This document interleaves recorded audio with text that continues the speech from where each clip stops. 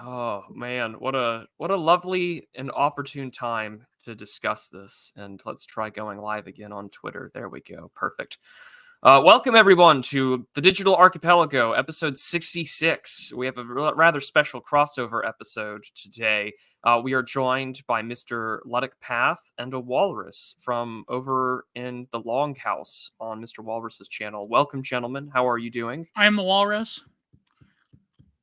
That's only like Shut the the fuck up, 900th time I've gotten that reference. No, E.I. Lenin, Vladimir Ilyich Ulyanov.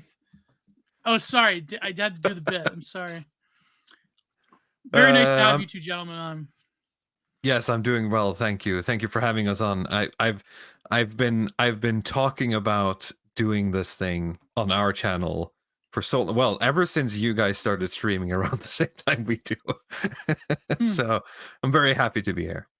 The logic of the market has finally concluded. We sat down and realized that this spot is not big enough for the both of us, so we have to merge basically both of the LLCs there. So we're now 25% ownership in the corporation, and now we have the entire market for streaming. So we're looking forward to expanding the franchise, and we'll see where this goes.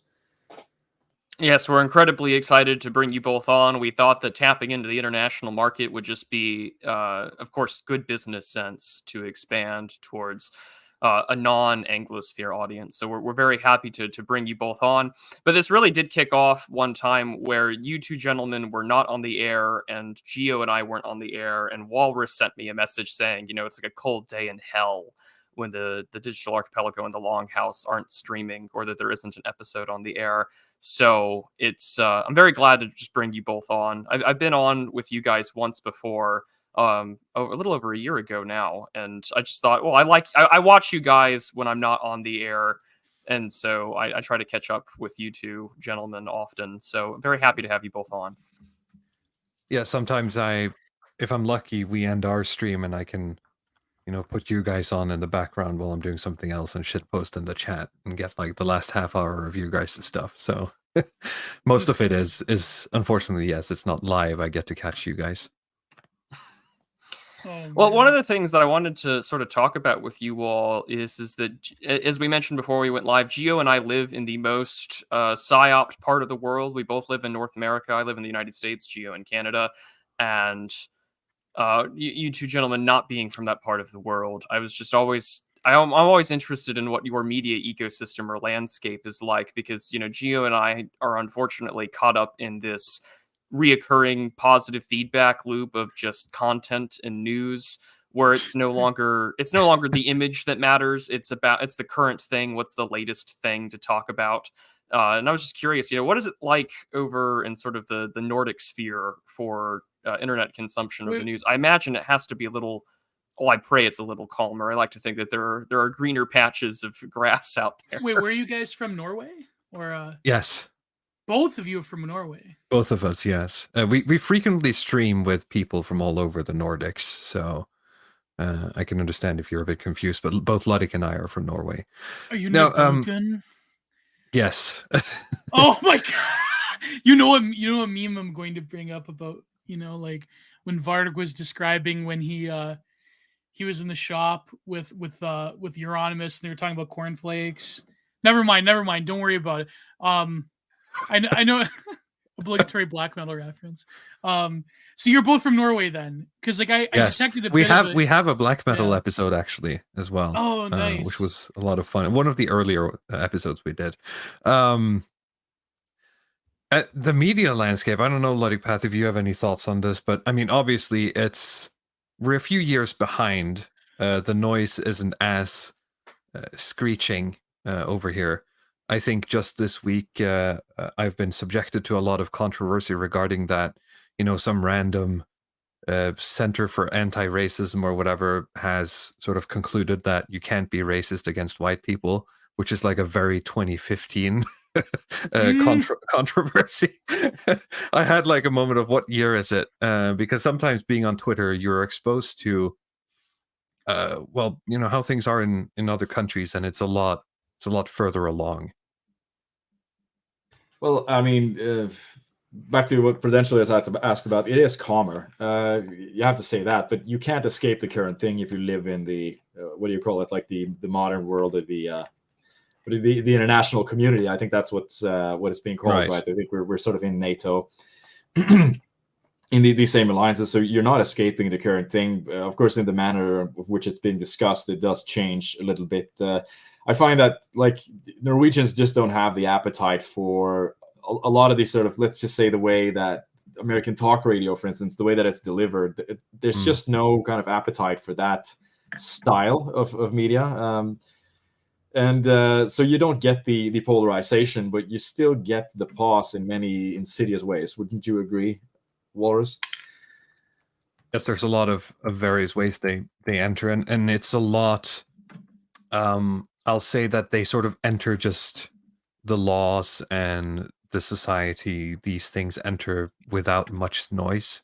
So you'll be, 10 years along doing something horrible, just learning about it now, thinking that, oh, I thought they only did that in England, or I thought this was only a thing in America, but apparently we've been doing it for 10 years. It's just no one talks about it, right? Now, they say that Norway is better than Sweden in terms of like the Americanization of their culture and laws. Is that true? Like, I hear Norway still has a pretty strong sense of identity and self, but everywhere it's, everywhere it's eroding in Europe, but yeah. It's one of those questions where, if you ask a Norwegian guy, he's going to say yes. If you ask a Swede, he's going to say no. But that meme of like the femboy Sweden and like the you could get Chad Norwegian, Oh yeah. Yeah, I love me those. But in reality, when it comes to the Americanization, I wouldn't say there's any like huge difference from when I've visited Sweden. It felt like they were just as Americanized as we are. What the Swedes have been is they've been retarded with the way they manage their sort of wealth and spent it all on immigrants, I guess. So they're doing a lot of. See, Leo in the chat is already rattling the sabers at me. He's one of the Swedes. The Swedes have been a lot bigger on sort of being more continental than the Norwegians are, which have made sure that they've made some choices that didn't really pan out that well, especially when it comes to immigration. Yeah. Well, what's Norway's position on the war in Ukraine? Because I know, like, Finland, they have to like saber rattle because of the history with Russia, but right. What's been the general consensus? I mean, of course, like they have to go along with it, but you don't really hear much about Norway and like doing the whole like anti-Russia thing, or maybe. Well, I mean, they do. The head of NATO is like Jens Stoltenberg, and he was the prime minister of Norway, like before that, right? And he's really rallied Norway behind. We're Biden's strongest soldiers. Very. Biden's strongest soldier. Oh god. No, so they have been doing the whole like anti-Russia. Like, is it in common media too, like the anti-Russia thing? Or well, quite a lot of anti-Russian sentiment, and they get this sort of standard rolling propaganda that this sort of democracy against authoritarianism, and then Russia are Nazis, and like they had Zelensky show up in Congress and hold speeches, and like the prime minister was crying and stuff. There's a lot of cringe related to it. Of course, it's settled more down now. But it was very intense, like in the kind of transition from current thing 1 to current thing 2. I remember. So, well, to be fair, I mean, the average Norwegian doesn't really have much love for the Russians to begin with. So yeah, that's true. It's an easy sell. Most of the Nordics don't really, get along that well with Russia historically. Yeah, that is true. That's but that's the thing. I noticed like there is a change recently. Even Stoltenberg is getting a bit, like he's got a bit more moderate now. Yeah, he's looking at the checkbook, and Zelensky isn't getting the big bucks anymore, so it's not looking good. Yeah, no, I think he's finally realizing that you can only be a side piece for so long before your main gal starts calling and asking for attention and money, or starts getting a little suspicious. And I think we're beginning to see that take place. I mean, that guy Stoltenberg is a politician through and through, and I remember an interview with him around the time, maybe this was summer 2020. It was well into the Ukraine war. And he said that, my job right now is basically to just campaign for NATO, get everyone to vote NATO. And when that's out of his hands now, he's no longer got that option when Israel's calling, right? So he's going to have to change his tactic. Well, do they though? I mean, I've seen like the Norwegian support for Ukraine is completely unanimous, but the Israel thing is a bit more iffy, especially in the media. As Stoltenberg trying to get money from the international, or sort of trying to get people from the international community, quote unquote. I mean, that's what he's doing, right? In terms of like the average Norwegian, the Israel thing is a lot more. It's created a lot of strange alliances over the past couple of weeks. Yeah, even among the Norwegian elites, you don't see really like the media shilling for Israel the way that you'd think. It's been like I'd say like almost 70% pro-Palestine, and the stuff that's like pro-Israel is a little bit more lukewarm than I expected. It's not. It doesn't have the real current thing energy there. It's very kind of, it's not like Britain where they have to go full in. Yeah. Yeah, of course you have some elites. I think like in Germany and Britain and stuff, they're just going for, we're going to outlaw anti-Semitism. And I don't know, is it Olaf Scholz who said that, if you're going to become a German citizen, you have to pledge allegiance to Israel or something. It's not there. And even among the academic and political elites in Norway, the Israel support has never been that great. You have I guess some of the older conservatives with like this weird alliance between Zionist Christians and homosexuals in the business community who are both into Israel for some reason. But yeah, outside of that, it's that must be nice. Yes, and the far right boomer cons are hard on Israel as well. So it's very strange looking at the timeline for the people I follow who are politically active in Norway, because as Luddic says, it'll be like gay conservatives, some random boomer con in the middle of nowhere, and some old politician. That's your bedfellows, right? Trying to convince everyone else, literally everyone else, that doing that stuff to Palestine isn't cool. I love the idea of some boomer Norwegian out in a Ford, just out there tweeting, Lion of Judah. It exists, yeah. Lion meme. The little Lion of Judah in Norwegian on Twitter, as he's out in his little fjord, just fishing somewhere. It's a nice image to have.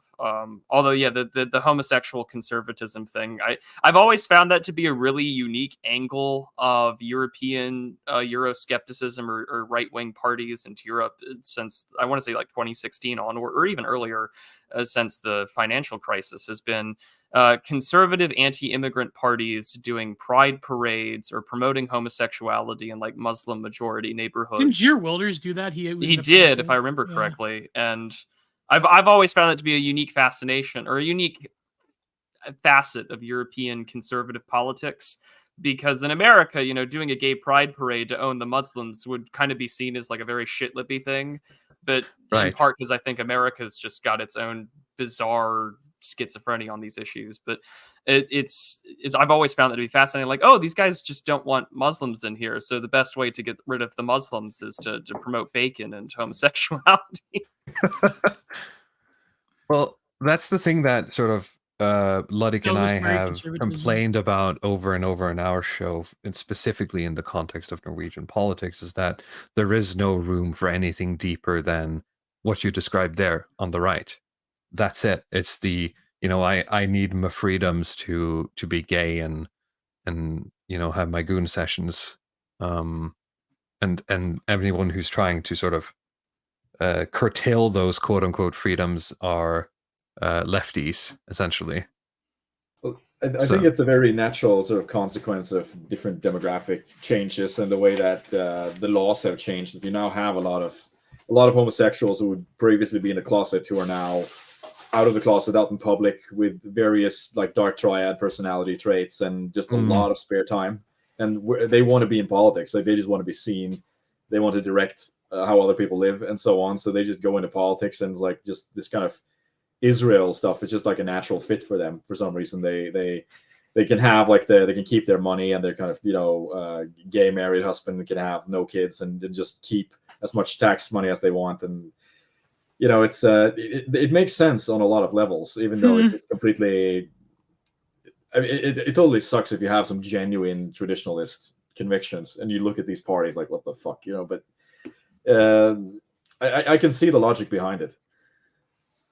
Yeah, it doesn't surprise me, just in the fact that maybe this isn't meant to me doing the sort of chauvinistic America fuck yeah, but any time that I think I have it bad, and I do have it bad in my own right, I do look across and I'm like, it really is just neoliberal homosexuality to keep the Muslims away is sort of the answer for conservatism in many parts of Europe. And which is quite depressing, because the intellectual conservative tradition for many European countries is far deeper and richer and arguably more authoritarian and based than anything that's sort of come out of America. It's basically illegal now. Well, yeah, it is illegal. Europe, absolutely. And so this is your sort of way to say, well, I'm racist, but I'm racist because I want homosexuality to exist. The 14 words is more or less, we must secure a future for our homosexual children. Must secure a future for a bathhouse. Yeah, right. Whereas in America, there was a recent story, I think it was, I can't remember which mayor he was, but he had been outed for having a transgender alter ego, and because he was outed, he had ended his own life, and that everyone's sort of turning that into a great tragedy and such. And I'm thinking to myself, well, he might be considered potentially a conservative or a Tory icon in Britain if that were the case. No, but that guy was a freak. Like, he had fantasies about like skinning this other politician woman alive and like wearing the skin, taking her identity. I mean, on one instance, if I were a climate change advocate, I would say that was a good carbon removal policy. But it's like that one guy recently.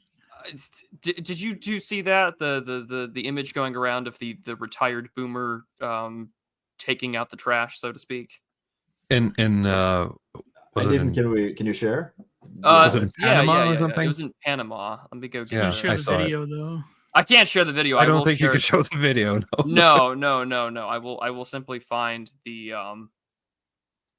We'll just, there we go. We'll just share this real quick. Let me go hide my messages so no one sees. Images that go hard. I mean, I hate that like Ebonics lingo of Black Twitter, images that go hard, but it is an image that goes hard. This was the story that came out. I believe he's the spent casing just like at that perfect moment. Well, it tells you how close the camera guy or whoever shot the image was very close. But yeah, he's a 77-year-old retired American lawyer.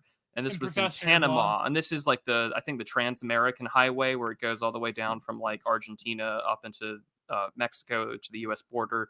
And I don't, I'm kind of blown away, because the first time I saw this was on Telegram, and it led me to some sketchy news site with a bunch of pop-up ads, and then it just blew up overnight. And when I tried looking it up, I was getting articles and images from in January of this year. So I thought, is this just old news and we're finally getting footage of something that goes incredibly hard?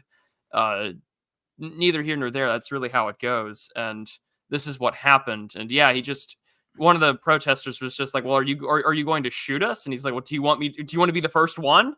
It was sort of the meme of just like, what are you going to do? Stab me? Last statement from man who was stabbed. And is that a Glock platform, by the way? I don't know. I'd have to. It looks no. It is that. No, is not Glock. No, that's not Glock. That must be it shocked me how sort of matter-of-factly he sort of just pulled out the gun and shot them. That is the most nonchalant pose and face I've ever seen for a man killing somebody. I'm praying that it's a 1911. That would be like the ultimate boomer gun. Well, I mean, most things are based off of that design. I mean, handgun design has not evolved particularly much in the last 100 years. years, which is insane to think about. There have been some alternate designs, but yeah, I mean the 1911 really is a perfect gun. There are issues with it, but I mean the firearm design has not changed particularly too much. But yeah, I mean this is a look of pure fatigue, as someone in the chat had said. It's the falling down stuff. I mean, imagine if I lived in America, you know, the amount of people that are walking around and driving around, they just got their like cancer diagnosis or divorce or something, and like they're strapped, and you dare to like sit in front of them in traffic and try to test their patience like that. I would just never do anything. Nothing to lose. I just shut my mouth. Like any guy who's just having a bad day because you know they're walking around armed. I don't know. There's a lot of gutsy people out there. Well, you know, it's kind of interesting because American. Well, maybe this is definitely a uniquely American thing. We have the capacity to underestimate that. Oh, I live in a country where there are more guns than people, and I mean, sure, there's the whole private collections bit, but it's just. I have my concealed carry license. I don't think I would ever, unless I'm in danger or something, I don't think I would ever just step out of my car and decide to unload a magazine and do what's necessary, right? But people will have road rage. And there's a really crappy Russell Crowe film from a few years ago that he was like really just fat and obese, and it was about road rage, and he was just like following this like woman who had like the shittiest life imaginable, and he just snaps and he's like, I'm gonna make your life even shittier, and I'm gonna like break into your house and like hold one of your kids hostage and follow you all around today. And it was because you know, you see this road movie rage. Was real. Yeah, this movie's real. I think it's called Unhinged or something. What? What's it called? I think Unhinged. Oh wow! So, I mean, that might be a film worth reviewing one of these days. Yeah, but it's, you know, if you see road rage videos, it's usually people just impotently screaming, or occasionally they'll have a fist fight, or maybe they'll hit someone with like a tire iron or whatever. But you know, this guy again just goes up and redacts two people and moves out of their way, and it's certainly interesting because I drive to Dallas, or I'll be in the city, and you know, you'll see homeless camps and things like that. And I'm just like, you know, no one does the Patrick Bateman feed me a stray cat type deal and then offers to redact somebody in the hotel lobby. Like, we haven't reached that level of psychosis yet, but I think it's that genuine fear that's in the back of everyone's mind that, oh, what if someone just did it? What if they finally said, I had enough today? And like you said, if that old boomer had a cancer diagnosis and just snapped, that maybe there will be more of it. Well, I do watch some like movies on Live Leak and stuff with people getting shot in the United States, and sometimes it is like these kind of snapping moments where I remember one video where there's like this these neighbors who are having an argument about snow shuffling or something. It's some trivial stuff that you tell like they've done it like 100 times, and like one day the one guy just decides to walk in, pick out a gun, and then he shoots this couple, right? And it's not a quick process. It's not like this double tap stuff that went on here. It's like he shoots them, and then like the wife runs inside, and like the guy's just rolling around in the snow and groaning and stuff. But it's, you know, any day could be that day. I always think about that stuff. Like certain people who just have either like too much spare time or there are just some dangerous person in waiting. You just don't want to piss people off. I've always thought of it like that. It's like they're just so close to. Basically, you know, do you really want to dunk on them? Is it worth it? Is it really worth it? Just yeah. Did you see that video where it was like a black guy in an apartment building in the hallway, in the lobby? You know how do you know how little that narrows it down? Oh no, but it was like he gunned down the father and son. They were like having an argument. Yeah, and like he just took out his carry pistol and just like, oh man, it was brutal. Yeah, man, you never know. Like, but yeah, that's I mean, I know it's like a you know, like a Canadian or European thing where it's like, oh, that's like America. You get like shot at any time. But you know, I don't know. I think like it is crazy though how we can access these like videos of like people on the edge. You know what I mean? And just like, wow, like you could literally, it takes like a few keystrokes to go on Telegram and go on Live Leaks and just see something like that. It's like, it's fascinating in a way.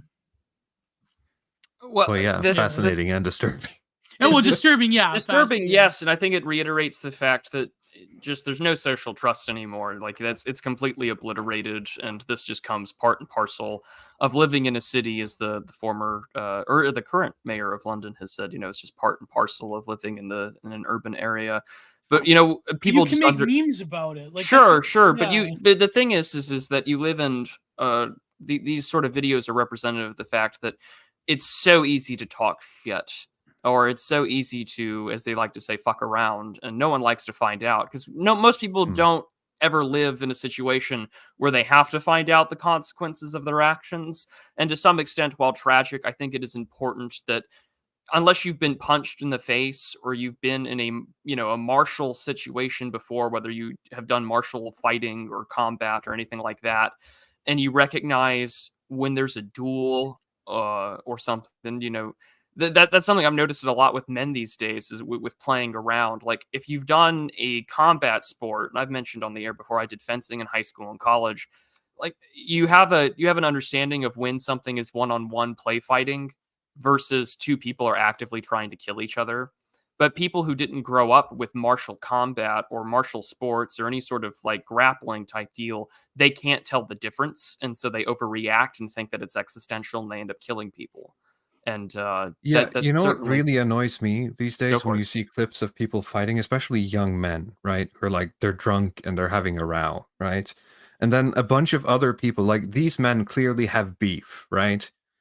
You can tell when you're looking at certain clips, and if you're a man, you've most likely been in that situation where you have beef with some guy. You're either drunk or you just you had enough, and you're gonna go at it. And then some woman or some fucking spry guy comes around and tries to stop the fight.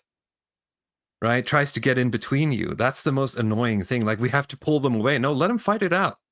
Yeah. Right? just it's let like referees in hockey now. I can't. Right. It's like, whoa, dude, you can't. No, let him fight it out. Jesus. At least you can stop it before someone kills someone else. But usually that's not what's going to happen, right? No. I mean, that is arguably the worst thing, and And what's worse is that it always escalates the situation. Some guy will try and come in and stop the fight at the bar or whatever, and it's like, well, now that you've intervened, they think that you're an outside threat, and you're here like that. That's the guy that usually gets killed or stabbed or something. It's pretty bad, and people are so nonchalant about violence because I think it has a lot to do with media and its representation. It's like Reddit mind. I'm gonna stop the fighting. Like, I'm gonna be the arbiter of the. I don't understand. I'm going to write on the receipt or the coffee cup at Starbucks, like, hey man, is this guy bothering you? But instead it's the man intervening to stop the fight. And it's just like, hey man, you two need to stop. And it's like those two guys are going to stop fighting and just gang up and beat the shit out of you.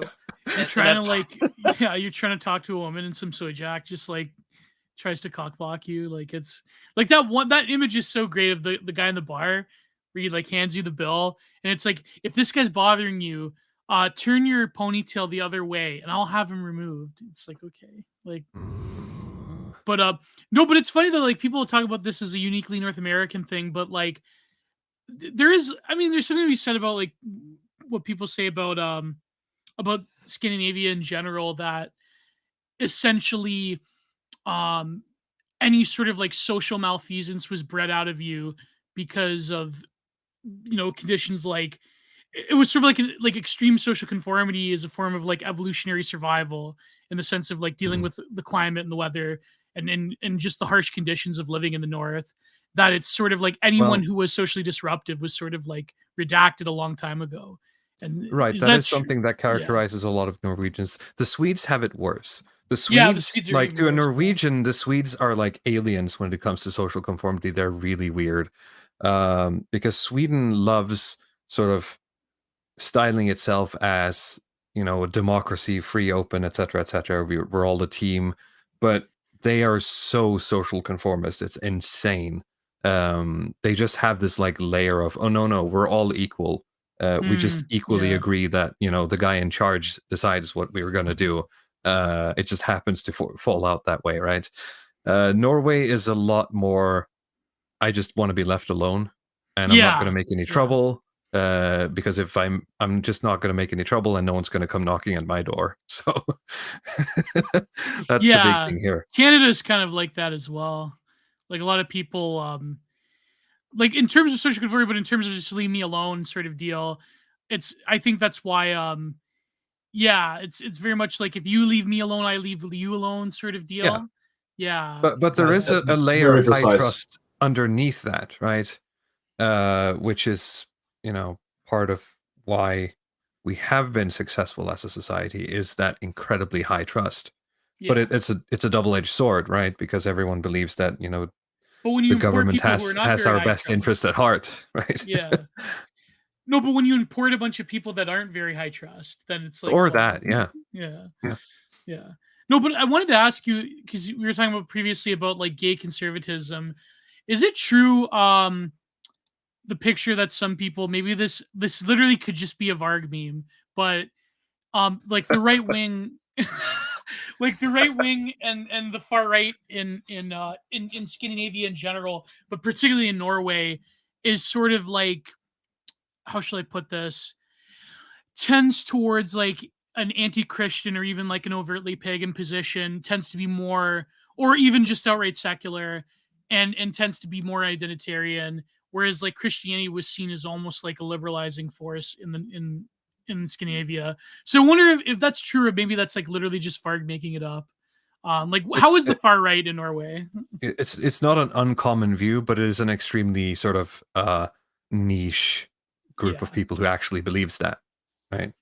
Yeah. So, well, I think I mean, at least in Scandinavia, you talk about like the role of homosexuals. Like in the United States, paganism is basically associated with homosexuality. It is kind of like a gay religion in the US. Go to Luddic Pat's channel. Right? Go to his channel. He has like a series of shorts where he's just compiled North American Nordic pagan people, and it's all just like bisexuality and LARPing. Well, yeah, there is the pagan LARPers, but yeah, go ahead, Luddic Pat. It is the I'm like, I'm not religious, but spiritual thing where it's because like Christianity has been so strong in the United States. A lot of gay people have they move towards paganism with kind of alternative belief structures as a kind of sort of refuge or whatever. But in Europe, it's not like that at all. It's seen very, very much as being sort of a blood and soil thing, or it's more logical to be pagan, I guess, as a sort of right-wing thing. But of course, I mean, the right wing in Norway, it is basically just like a what do you call it, like a mixed bag of whatever discontent people have with the current thing. That's sort of what it is. I tried to explain it to my wife here the other day. Is that you have like the standard, it's sort of like climate skeptics, Christian fundamentalists, ethno-nationalists, and libertarian. That's sort of kind of like the four horsemen of what the right wing consists of. And if you are in the right wing, it's one of those usually. It sounds like a lot of the American far right. Yeah, it ends up with like that anyway, I find. But it's they're all small, and it's very hard to consolidate any real strength from that position because they're so different in their core beliefs and their axioms, even though they have like the same kind of disgruntlement with the government. Is neo-paganism still like a force? I mean, socially and politically, or is it sort of because I guess you do still have like the New Ager, like like LARPy EDM festival type of neo-pagan, but there's some of that. Paganism. You find a lot more quote unquote actual paganism through sort of the metal communities here. Oh, of course, yeah. Which obviously makes sense. And I know of people who are practicing, and as I said, there's an overlap with the metal scene. And then there's a layer of sort of like women who go into the woods and do rituals as sort of like some weird new age witchcraft. And they have a lot of sex with guys. I don't know, something like that, right? Yeah. So that's pretty much all you're getting. Other than that, to the average Norwegian, I mean, other than a lot of our sort of, the basis for a lot of our day-to-day culture, you're not really interacting with anything, Norse pagan directly. I think distributors have talked about this, but yeah, the paganism it is shallow, even though it doesn't have the sort of homosexual connotations. It is very, very shallow in the way that it's used, and it's sort of a heavy metal aesthetic or whatever. As far as like the New Agers, I think especially with the current thing, COVID-19, there was a kind of rollover with a lot of the alternative New Agers being kind of rolled into the far right camp, just based on their opposition to the needle. So you could get a Wiccan art hoe and you could turn her into a trad wife. You could actually do that now. I mean, it seems to be much more of this aligned in their goals, that they want to like live on a farm or just do like spiritual stuff and not be a part of the government system. It's been a huge year for the tradwife stockholders. I mean, the summer dresses were big this year, and a lot of the Instagram posts have been in fields of gold. The yield is great. Yeah. Yes. Oh my god. Do I need to? I should probably change my profile picture next time we talk about wheat fields for the Dr. Murdoch frog that I have. It'll be great. But that doesn't surprise me. I mean, I feel like, because in America too, the sort of new age alt lifestyle, raw milk enthusiast, vaccine skepticism was considered such like a fringe, new agey left wing position, to where they did fundamentally just sort of become labeled in with the right wingers. Because in the United States, prior to the coup, there was severe concerns in the Pacific Northwest, with a lot of in California, where there weren't going to be people who vaccinated, and there were outbreaks of various diseases that were traced to like Disneyland theme parks and such like that. And you guys had like measles and stuff for we had measles outbreaks and things. You would think, really interesting. Very, people would blame the hippies and whatnot. And then the coup came around, and I suppose the right wing has become the new hippiedom. Although I hate that argument, because even the National Review was making that claim like 40 years ago. So I don't want to make that the case. But it is interesting to me to see. I feel like that also explains a lot of why RFK Jr. has any kind of following whatsoever, because he's always been big on the vaccine. It's just like, you'll feel like legitimated and sort of vindicated over the needle, but enjoy more Section 8 housing and gay marriage for brown Mexicans that come over the border if you vote Doesn't for me. JFK want RFK Jr.? Does he want like reparations or something like that? He's pro reparations. He's pro, and he's hammering home all of the Bernie bro issues from 2016. We have to take care of our Native Americans. We have to stop dumping nuclear waste on them. Yada yada yada. But if you vote for me, we're going to totally look into these like vaccine manufacturers. And it's just, I don't think all this other homosexual baggage is really worth feeling good about a needle that I never took. So I'm okay. Yeah. Thanks, kids. Whereas a lot of those women have inadvertently become, right wing, either through marriage or their own interactions on the internet, because we all live in our pseudo realities, as Walter Lippmann would argue in Public Opinion like a century ago. And it's very interesting to see that, the former art hoe grifter has nudes on the internet is now sort of the like sundress wearing raw milk enthusiast. I think there was that woman who worked for she was some sort of naturalistic lifestyle promoter. She was like dressed up in like scraps of clothing and doing the whole bow and arrow thing.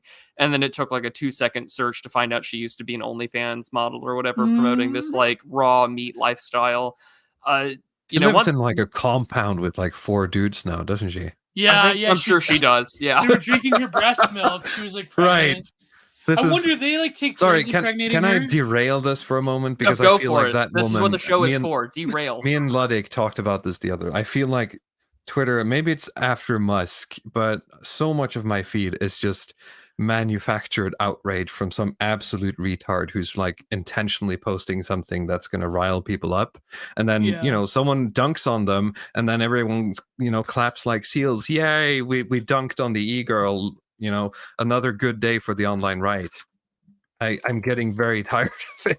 Please stop reposting dumb shit. It certainly has gotten worse under Musk, because you can monetize content now. Yeah. And so, I don't mean to insult I'm gonna slightly call him out, but I like him because I like the stuff that he covers, because I don't cover e-drama and I don't follow it. So if I ever need to catch up on whoever's saying about X or Y and Z, I can go to Geo or I can go to iHypocrite. The problem I have with iHypocrite is that he'll literally just repost images of other people's tweets or memes that I've already seen like 3 weeks ago, and he'll get thousands of engagements off of it, and that's how you make money off Twitter. And so the two worst things that have happened since the whole commodification of Twitter, so to speak, has been it's no longer, and this is what Dave the Distributist was talking about last night, Twitter is a clout-based media environment. I can fight with people, I can share ideas, every group chat is a writer's room / think tank, and it's fantastic. I use Twitter more for group chats than I really do to tweet. And, nowadays, the two worst things that have happened has been porn bots are everywhere. I can't stand the fact that like every female follower or whatever, I just know it's a porn bot. Like I'm not even going to check the profile. And then secondly, everyone is going to have algorithmically shoveled cringe, coal, whatever you want to call it, thrown your way. And everyone's going to talk about it. Like the whole Peter Singer tweet thing too. I don't know how that got my way. One person tweeted about it, then everyone has to tweet about it, and whoever can get the best take and whoever can get the most retweets. Right. And this is why I don't like it, because to some extent you've reduced. It's like the IQ, going back, regression to the mean. No, we're not all going to be 115 naturally super high IQ Ashkenazi Jews now. We're all going to be like, maybe 95 like Sephardics or whatever. And so now we're all just sort of monkey pressing the button for dopamine receptor to be tickled by the electric neuron shock. activation, because the neuron activate, and it's just it's so frustrating. I gotta block femoid, block femoid, quote tweet e-girl, talk about why libtards are dumb, and then talk about the need to deport things. That was that meme Sun Moon post. He's like from Trainspotting. He's like, choose e-girls, choose train posting, choose blocking porn bots, choose life. and so really, what's worse about it at the end of the day is that the group chat now is the only real. It's your what was it called? Like it's your Zion in the Matrix. Like this is your way out of it. It's your Nebuchadnezzar because if you go into the real world, you're in the simulation. Like, oh, it's the same stuff I've said. Everyone says the same thing that they've said 5 weeks ago. It's just a rehash of that. Like, some dumb never Trumper says, oh, why don't we have like an election win like Reagan? And everyone has to repeat the same talking point that everyone said, that like the electorate in 1984 was like over 85% white. Like, move on from your retarded nonsense. And so, it feels like we're all stuck in this feedback loop waiting for something to just break the tension. And it's like that scene from The Incredibles where like the little kid's in the tricycle and he watches like Mr. Incredible just like Hulk out on his car. And he's like, well, what are you waiting for? And he's like, I don't know, something exciting, I guess. And he's like, me too, kid. Me too. That's where I feel like that's where Twitter is right now, or most of the discourse machine is. I mean, a bit of my feelings on Twitter is, it's a little bit, if we're using like these movie metaphors, or it feels kind of Blade Runner-y in a sense, where we're in this place where like there's no real, there's no actual leftists on Twitter anymore. There's just like fake accounts pretending to be leftists to bait right-wing people into shitting on them, right? An example would be like that. I don't remember her name, but the account of that woman who has like the high forehead, who does all these dances. I'm like the Angela Bella Camino. Yeah, it's just such an obviously like fake account, right? It's just like this character being played. That's why. So it's like, oh yeah, look, I'm the liberal woman. I'm doing the liberal dance for Joe Biden, haha, and I'm happy or whatever. And then it's like, okay, all of the right wingers just retweet this and dunk on this, or that guy who's doing like the NATO role play stuff, like Gunter Feldinger or something. It's all like these sort of fake accounts, and I was talking to a childhood friend of mine who's like this kind of self-declared Marxist, and he basically told me that almost all of the all of the left have sort of removed themselves from Twitter after Elon took over, right? So it's become like this.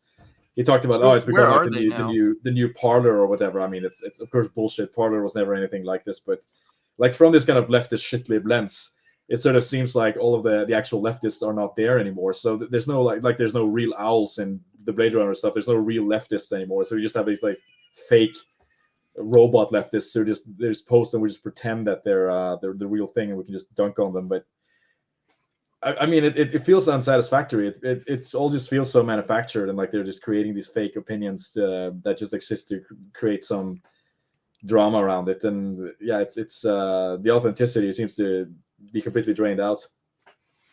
Well, Gunther is real though. Good.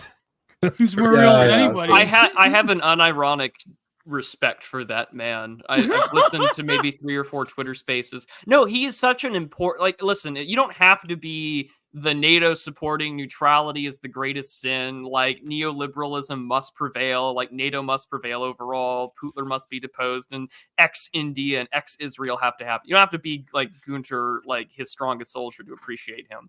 I like him because he is the excellent insight into an unapologetic neoliberal shitposter. And I feel like there is there's a cult of authenticity behind him that I genuinely appreciate. Because like if you follow him, you know he's Destiny shitposting. could never have as an unironic neoliberal. Yeah, absolutely. Like he's the kind of unapologetic supporter of neoliberal globalism, Atlantic alliance that, you know, Destiny or Hassan or whatever, they can't do. It's the like Teutonic autism of this man that's willing to travel around, go to these events, do the whole little soy jack pointing at something. But if you listen to him in interviews on Twitter Spaces, he'll tell you like, oh yeah, the most important thinker that I've ever read is like Ludwig von Mises, and here's all these thinkers that I've read, and he can give you like historical like it's all Whig history. But the guy's got a thought out opinion on most things that you ask him for. And he's this unironic believer of sort of this, of I guess, the regime or the progressive promise that Fukuyama said was going to come when history ended. And it's such a rare thing to see on the other side. Like people will say, I was going to say, how can you live through all of that and come out still believing? But no, that's what I like about him, because there's a thing about Thomas 777 said this, where he's just like, people get freaked out by him because he's an unapologetic, you know, he wears socialistic nationalist. Yeah, right. He says, look, I'm an unapologetic national socialist. He'll tell you that, and he said it on the air. But he wears all the regalia. He reps what he believes in. And there's genuine authenticity to that I think scares a lot of people, because he's just like, yeah, so what? This is who I am. What are you going to do? Be a jagoff about it? And whereas like the opposite side of that is Gunter. And he's kind of like the last man type deal, where like he looks at the horizon and all he sees are more stars to be added to the NATO flag and the EU flag. And so what you're saying is, you know, at the end of the universe, it's going to be Thomas 777 and Gunther just fist fighting it out. You know what? If that's what comes, yeah. If that's what comes, so be it. And I kind of look forward to it. But I have an unironic respect for him, because one, he's like NATO's I can understand soldier. your logic there, yeah. But there's an authenticity to it that I kind of appreciate. And he's an odd character, and he stands for almost everything that I'm against. But it's sometimes nice to meet a foe or a traveler whom you disagree with, but at the end of the day, you can at least respect his conviction. Yes. Absolutely. Well, it's like a good thing my friend ZHP said one time on my show. He said, a lot of being online is trying to find the perfect enemy that you can respect, and that's pretty much true. But yeah. There was with zoophilia now or no? Oh no, there was abortion. What do you want? Like let's just what's been going viral recently. I know, right? But there was my friend Son Optimist, a mutual of mine. He had said, no matter how tame and considerate your account is, you are always somebody's Hitler. And I feel like that's just, I want that framed. I might put that on like my banner on Twitter or something, because it's such a good tweet. Because it doesn't matter how optically minded you are, or if you focus on a niche thing, or even if you're a gimmick account. There's an account on Twitter called Trail Cams, and literally all it does is just automate posts of random pictures from trail cameras. And I like the account because I change my trail cameras. I love seeing deer on my property. It's fantastic. But, you know, some like tranny libtard was just like, oh, you know, don't follow trail cams. He's like an unapologetic fascist. And I'm like, it's a gimmick account, you know, like when did he go mask off and say like pro-Trump stuff or whatever? And it's just, it doesn't matter what you do. At the end of the day, you're always somebody's Hitler. Yeah, most gimmick accounts, they actually do the opposite. They like lib out when they go on ironic, you know? Yeah. Like trans rates are human. You'll see like every voice actor YouTuber ever. Or like, you know, every screenshot of Pokemon without Pokemon in it. And it's like, you know, trans rates are human rights. It's like they'll tweet out, you know. Or what was it recently? I think it was the Nyan Cat YouTube account, like for the first time in like 12 years, uploaded a video that just said like free Palestine. Yeah. Like, oh, it's so soy. Something about gimmick accounts just gets me angry. I don't know. It's terrible. Well, I think the best gimmick account that went total, I don't even want to say mask off. He just, I guess he just, I don't know. It was not a mask off moment, maybe like a Kippa moment, right? You know, where is that OS, like that open terror alarm Twitter account, or as soon as this whole thing in Israel started, he's just like, Gaza's got to be flattened. You know, Europe must accept 2.2 million Palestinians. And like, you know, and he was shitting on Ireland. He's like, Ireland's a shit country. It's not like Israel at all. And then he got community noted. It's a great example. Ireland's not like Israel at all. The trail cams guy is an Austrian painter enthusiast, though. It's not a joke. He's just based. Oh, well, wow. There's like a rare example. Yeah. Woo. Trail cams for Trump. Yeah. Trail cams for Trump. So true. But oh my. Another thing with because the problem with Twitter, as we talked about, is that even though I'm only in my following tab, I get like the worst posts now. And all of the news articles, videos I'm being sent has like, there's one woman who keeps repeating, but I've seen this a lot. Like every news video has to be accompanied by some, you know, woman in the corner with her like ear pods and talking about how I'm supposed to feel about whatever this news thing is. What's the deal with that? Is this TikTok? Yeah, it's TikTok. They're just mining cool content from TikTok. That's basically all it is. I don't like it. I don't like it. I'm an old man now. I don't understand TikTok. It's true. No, it's like, but I don't know. Yeah, TikTok is like it's like an open pit mine of coal. But like, there is something to like, it's taking like the older YouTube, like, you know, where there was jump cuts everywhere, but now it's like a woman talking. Yeah, okay, like jump cuts. But why do I need to see their face? Why do I need to see like the, you know, the empty egg carton stare? I just need the news. Need those super chats before we talk about abortion again. I mean, that's the perennial problem with female like photography or whatnot. Right. Like men can take pictures of something and talk, like, you know, they'll put a caption. A woman has to take a selfie. Yeah, women must include selfie. But I mean, that is the TikTokification of media, and that's just the way it's been. Apparently there was a Republican debate last night, which I did not watch. I watched Dave the Distributist instead because I prefer Kino over cringe. And they were like unironically Bainchod posting at each other, Vivek and Nimrata. They were like, I love how Vivek Ramaswamy and Nimrata something Haley are the two Indians that are debating for the future of the Anglosphere portion of the United States. And I love that, like, you bloody. Fuck you, bastard, bloody. What's your sister?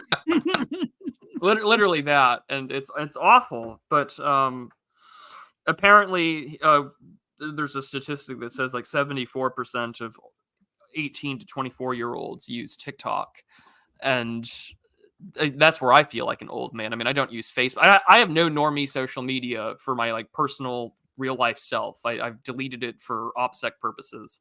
But it's bizarre to think that everyone's on that, more or less, Gen Z, and that, you know, it's the TikTokification of media. You know, people, the TTS voice, people have a psychological response to, in a way. Like, there's this video of some guy, he's like this Norwooding white guy, late 20s or whatever, and he says, you know, if I could go back in time and tell myself to not install this app, I would, because I don't know how to think anymore without it. You know, my brain is only, you know, done that way. And it's very, and I mean, the same way for Twitter. I've said it openly, where people in conversations or in group chats, and I'll think to myself, that's a really good tweet. And I shouldn't be thinking that way. And so, yeah, I'm an old man as well. I don't like TikTok. I'm a word cell. I'm considering TikTok. I like writing it. I don't want to be in a video. I mean, of course you're considering TikTok. I mean, Catherine Dees told you to do it. You do these little shorts where you show your face and it's got the green screen and then you're pointing at a tweet. Like, you're perfect for TikTok. I know, I am perfect for TikTok. I've seen your shorts, Gio. You're basically already on TikTok. Yeah, I'm hovering over the target. TikTok's the next like great push. But no, man, like did we want to talk about the Ohio situation? Because I think it like does play into like, and seeing those super chats to Prude. I mean, you could be just getting them on Entropy and I wouldn't even know about it, but there's been a couple on Entropy, not many. Yeah. No, because I think like it does bring like it does like then we want to talk about like because I was watching a bit of your TJ Kirk retrospective on Longhouse, so I want to get into that. That was so good because I've like hated this guy for like since 2007, but but no, about the Ohio thing, like it is a shame. But then there's this debate, and it always comes up from people like Hanania. And like you don't have to call him out, but like also like people like Scott Greer, as much as I respect him, the whole like debate between like electability and the abortion issue. I don't know if you guys have any, thoughts about that, because like, I don't know. I don't think like you should welch on certain principles and like, just to like stop the slouching towards Gomorrah. But I don't know, like, what do you guys think about it? Like, because in my country, it's done for. Like, you have to realize, like, in Canada, like, abortion's like a sacred right to these libtards.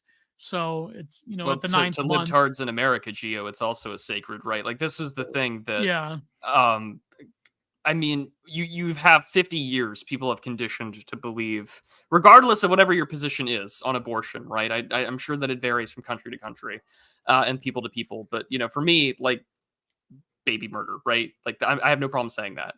So you have 50 years of telling women that this is a sacred, liberationally emancipatory right that you get to practice as a woman because you are sacred and you are special, and that killing something to avoid consequences is what makes you a woman.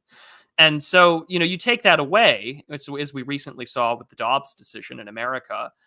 And all of a sudden, people are going to react in kind. And as the good old boys have said, women are very passionate about social justice because women like to signify that they are part of what is the socially acceptable thing.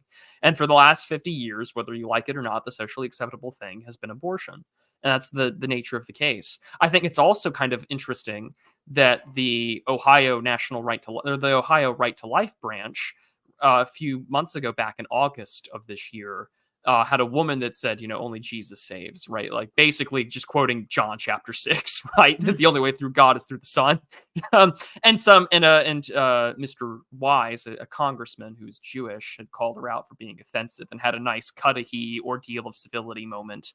And then his wife, of course, was on the board of Ohio Right to Life, and that Christian woman was fired. And lo and behold, their campaign for this issue kind of fell apart very rapidly. But I think it does illustrate that America is more culturally libertarian than, say, it is socially conservative, and it has been for quite some time. I mean, between Marvelization of narrative and everything has to be this episodic understanding of history and what's good and what's bad.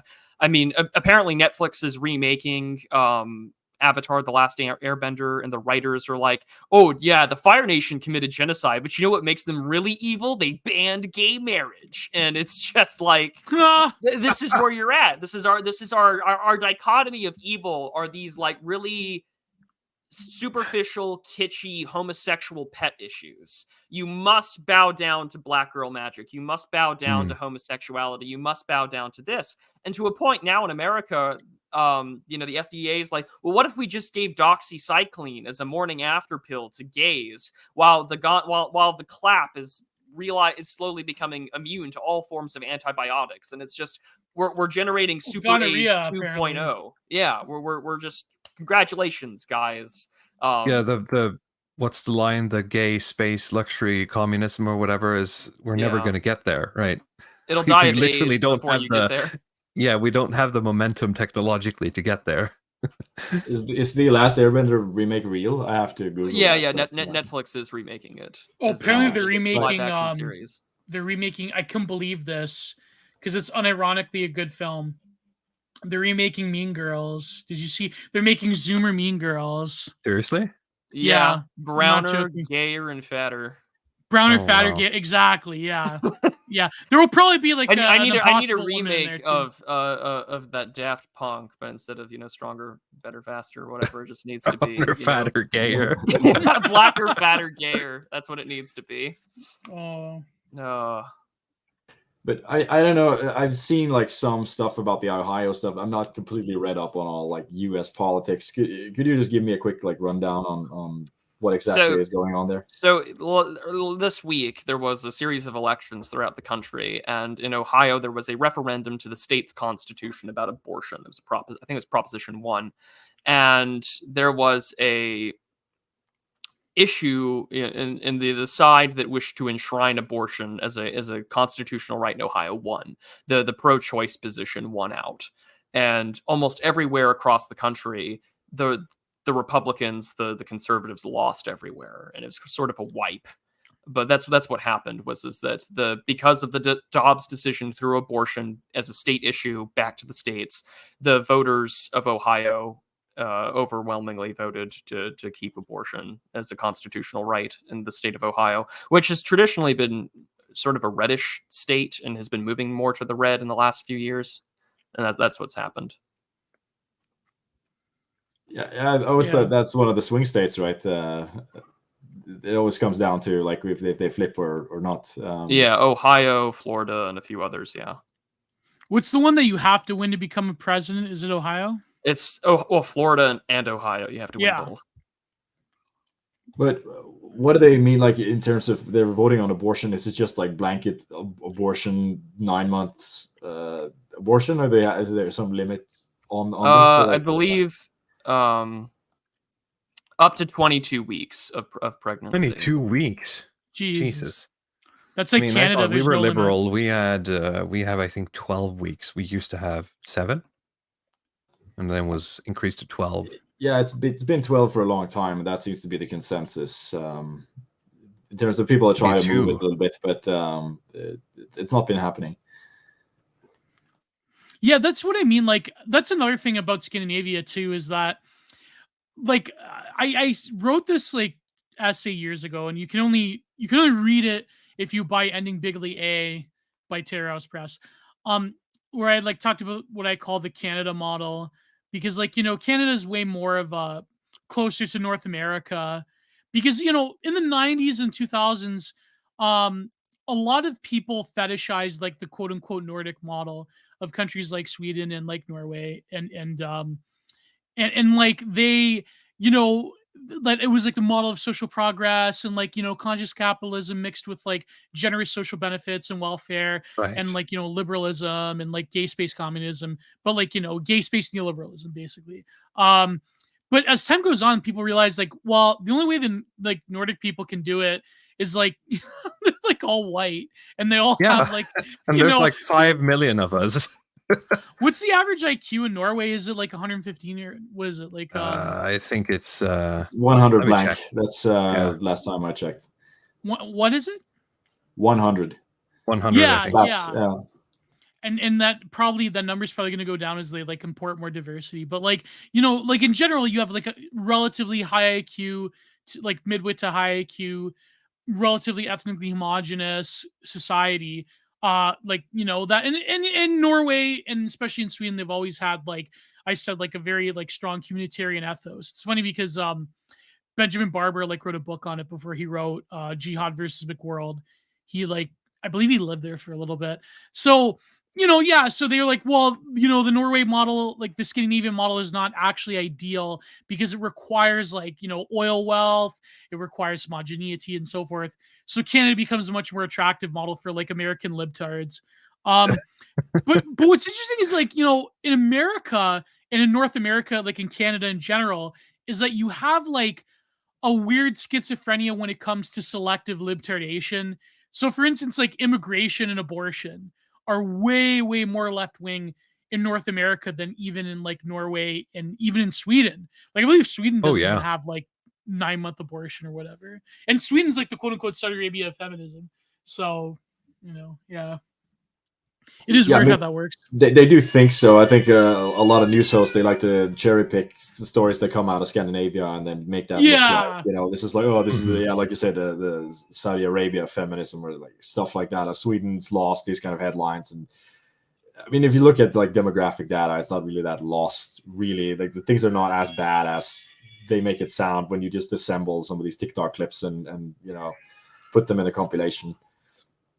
Yeah, you would get like weird things. Like I remember in the even before the 2010s, like in 2000s, you'd have like a lot of like manosphere content, like MRA stuff that would specifically talk about Sweden and Scandinavia. Like you'd have pink buses, and you'd have like, do you have pink buses still in Norway? What the hell's a pink bus? Where it's like only women can go on the bus a certain hour. Was that a thing?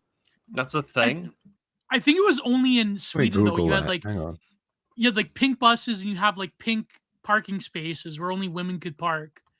Not like pregnant women, just women. They had like women only parking garages. A Swedish company called Pink Caravan has been around since the 70s.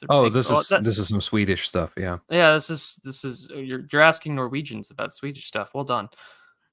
No, but I think like even Norway had certain libtardations, but then they would like it wouldn't be as prominent as Sweden. Like Sweden would be like, I'm looking it up and I'm just seeing more of like touristy things. Let me see if I can What I could find is that we have pink buses for the elderly, but that's a different program.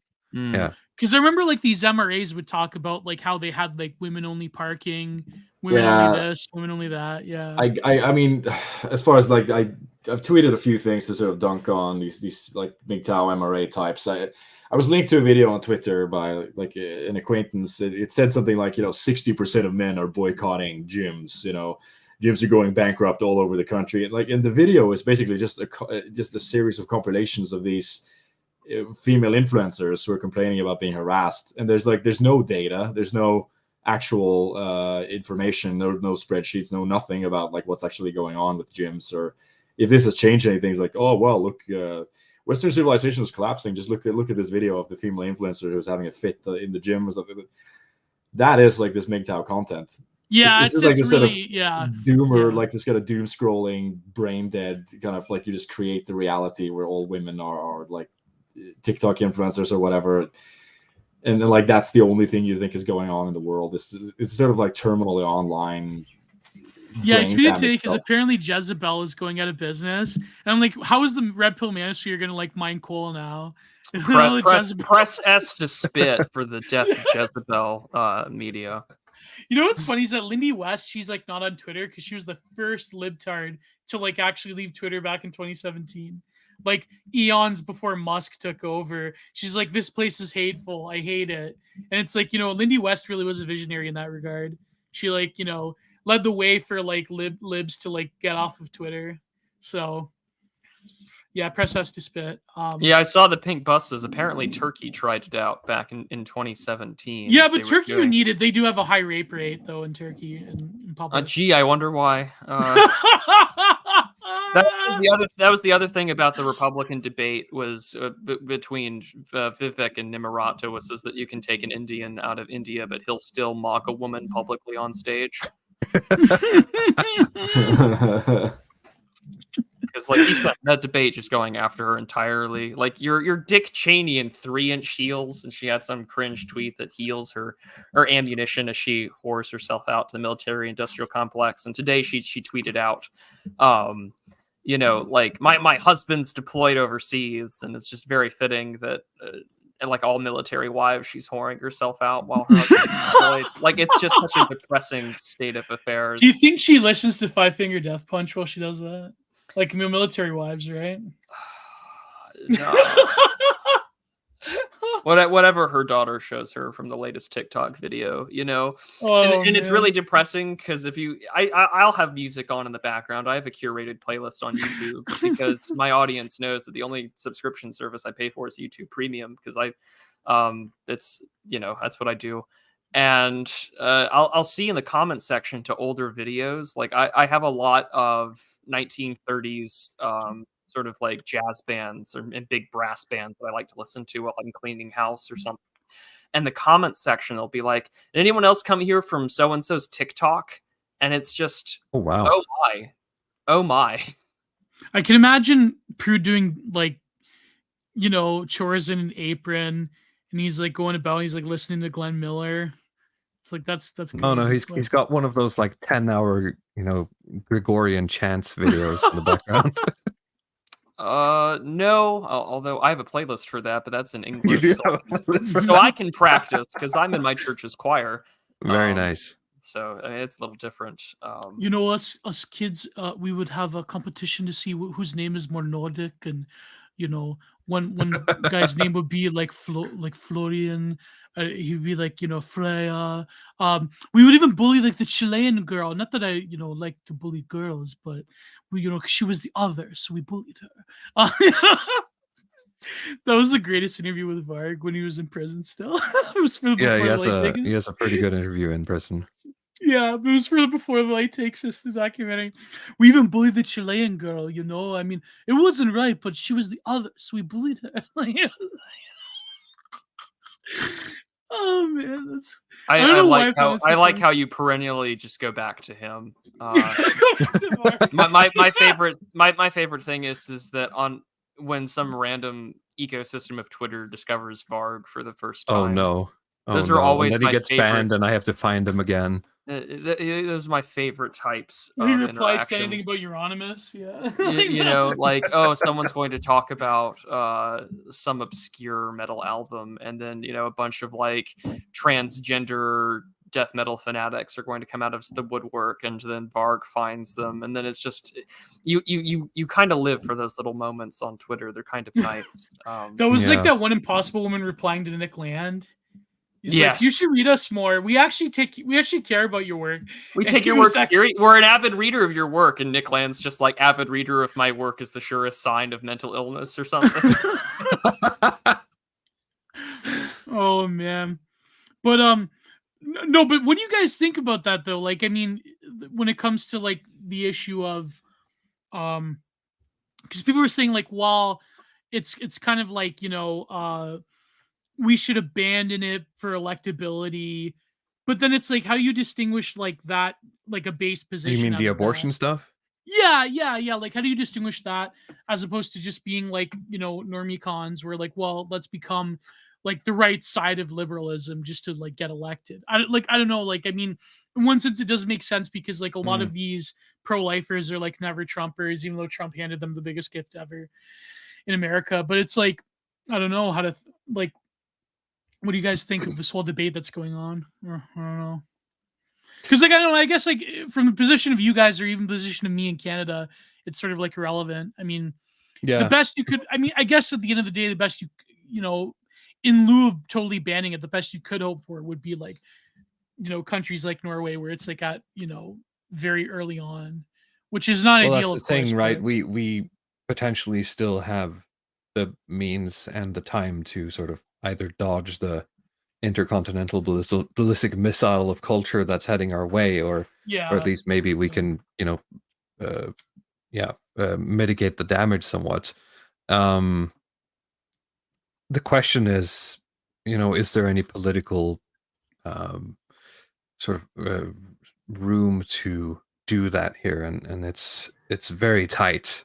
I don't know how we're gonna, in such a short time, develop the, you know, political vocabulary here in Norway to be able to discuss these things frankly. I don't think that... we are starting at a better position than a lot of other people. There are a lot of things we are willing to talk frankly about. The question is, you know, the trust we put in our state to actually deal with these problems is probably misplaced. I mean, from my memory, a lot of these things were never quote unquote political because they're just handled by some kind of branch of bureaucracy in the system anyway. I mean, it never came up as a sort of like red versus blue issue at all. So it's very hard for me to conceptualize like, okay, I mean, are you going to like run pro-abortion or anti-abortion as a sort of election promise and then deliver or not deliver on that? I mean, as far as like politics go, you can just tell people whatever and just do the opposite, really. I mean, if you think it's like just being the right side of liberal is, you okay, just run that and then just turn back on it when you get into power or something. Yeah. Unironically, I think that would work here. Yeah. I'm not sure if it would work in the US, but the problem or with Britain. The problem, I can't speak to Britain. I mean, the problem with America has been embodied in like a 5-minute conversation from a now retired senator during the Brett Kavanaugh hearings, and that is that Congress just doesn't do its job. It's sort of abdicated its responsibility to the bureaucracy, and when the bureaucracy does something that the people don't like, you either what usually happens is that the bureaucracy does something that people don't like, so you go to the courts, and the courts become the politics of America's last resort, because that's the only place where you can get a definitive cultural answer to things, are 9 unelected judges adjudicating on an issue. And which is a really fucked up system. It's beyond fucked. It's beyond. I'm not defending it any slight, but he's exasperated. He's got that like DC fatigue going on in the same way I have a certain other kind of fatigue when I see crime statistics. But it's what's disastrous about it is that he explains, listen, we don't do our jobs. And so it gets, we write these shell pieces of legislation wherein we say, oh, the head of XYZ department will create policy to do Y. And so Y gets implemented, and people really don't like Y. And so people will find reasons to sue or be injured because of Y, and this leads to court case, Z versus Y. And when you get to the court, Soros funds some local election stuff to make sure that Y doesn't get sort of enforced, right? Exactly. And this is what happens time and time again. Whereas because we put everything up to these, and again, like this is federalism in action. If Ohio wants to kill kids up to 22 weeks, so be it. This is the thing that kills me is that the gloating over it by libs. Sure, but I mean, Norway has better abortion laws than most states in America. I mean, prior to the Dobbs thing, you had Ralph Northam, the former governor of Virginia, just go on about how we can kill them after they're born, literal infanticide. That's no not comparison. That's unironically the Peter Singer option. That is actually insane, and no politician would ever say that here. Our abortion laws, America, they're a bit laissez-faire being 12 weeks, but I mean those rules are very strict once they're applied. Like if that kid hits 12 weeks, I mean you're keeping it, right? Unless it's at risk for your life, right? Yeah, I mean that's exactly the situation. But that's what I mean. Like a society like Norway doesn't really need abortion when you think about it. When you think of the competency of the average Nord, I mean, come on, you know what I mean? Like it's one of those things where it's like there's enough of a competency in social services and so forth. You know what I mean? I think that's like why the Scandinavian model sort of fell out of favor with libs in North America, because it requires so much of an effort to have a homogeneous, highly educated, highly productive society that would. This is why I was always surprised. This is why I was always surprised when Bernie ran for office and was talking about the Nordic model or democratic socialism, that he never got the Hyperborea, Sonnenrad edits. Yeah, like what does he think it was? 2005? Like fuck, you know what I mean? Like Jesus. It's just like Bernie Sanders, white nationalist. It never happened. I'm kind of disappointed. Like this is probably why so many Bernie bros did go for Trump in 2016 and 2020. It's just like, oh well, this guy kind of gets to, is this how MAGA communism became a thing? Was just that like some of these like Jackson Hinkle types are like, oh, you kind of really do need like a homogenous society to get anything kind of close to socialism. So we must secure a future. One of the funniest moments was when Jackson Hinkle was on Tim Pool's thing, and he like thought it was sort of like a masculine Stalinist thing to be like, yeah, I don't really like the Austin Painter. I think he was an F slur. Like he called the Austrian painter an F-slur. I'm like, bro, you're fucking Jackson Hinkle. Like that was funny though. I gotta admit that was like it was so like I'm being bro and masculine, but I have to find a way to be communist and also bro and masculine. I'm gonna call the Austrian painter an F-slur. What was he thinking? That was, I don't know. I find that funny for some reason. I don't think he's capable of thinking, but I may be being too mean on the man. But this is what happens when you marry a Russian woman, I guess, and these things happen. I mean, this happened to Richard Spencer too. I mean, I'm just saying, like, the real honeypots out there seem to be from Eastern European Slavic types. Interesting. Yeah. Well, let's talk about let's get it more serious. But that, I don't know. I found that funny how he called, like, you know, Uncle A. Uncle A. No, not Uncle Big A, H. Big H. He called him an F-slur. Like that was. Speaking of Big H. Hillary Clinton was talking, and she's just like, well, we got to remember that Adolf was democratically elected. Trump is trying to walk over if he gets elected. And I'm like, I love the implication that means that Adolf is more popular than Hillary Clinton. And that's probably true. Did you know that Adolf would have stolen Florida too? Just like Jeb Bush.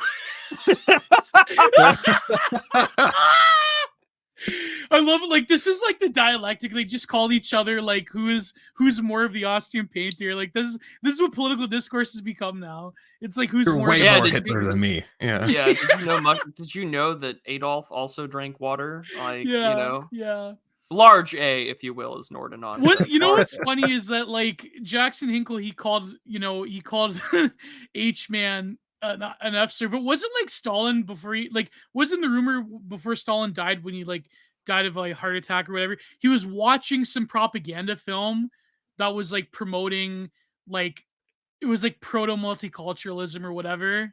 Like, did you hear about this? Like, when it was one of his favorite films was like an American film that promoted multiculturalism or something. Like, it was some weird. I think it had something to do with an African American in coming to the Soviet Union to escape things. I mean, propaganda is propaganda, but I mean, the thing that I find particularly, it's the hot. But it's funny, like, you're trying to say like Stalinism was racist or whatever. Stalinism was based. It's like, no, Stalinism was not based just because they didn't like. This is why I think it's important for people to, even though Sean McMeekin is not like a T777 style of revisionist historian, I feel like he's one of the last legitimate historians in the West.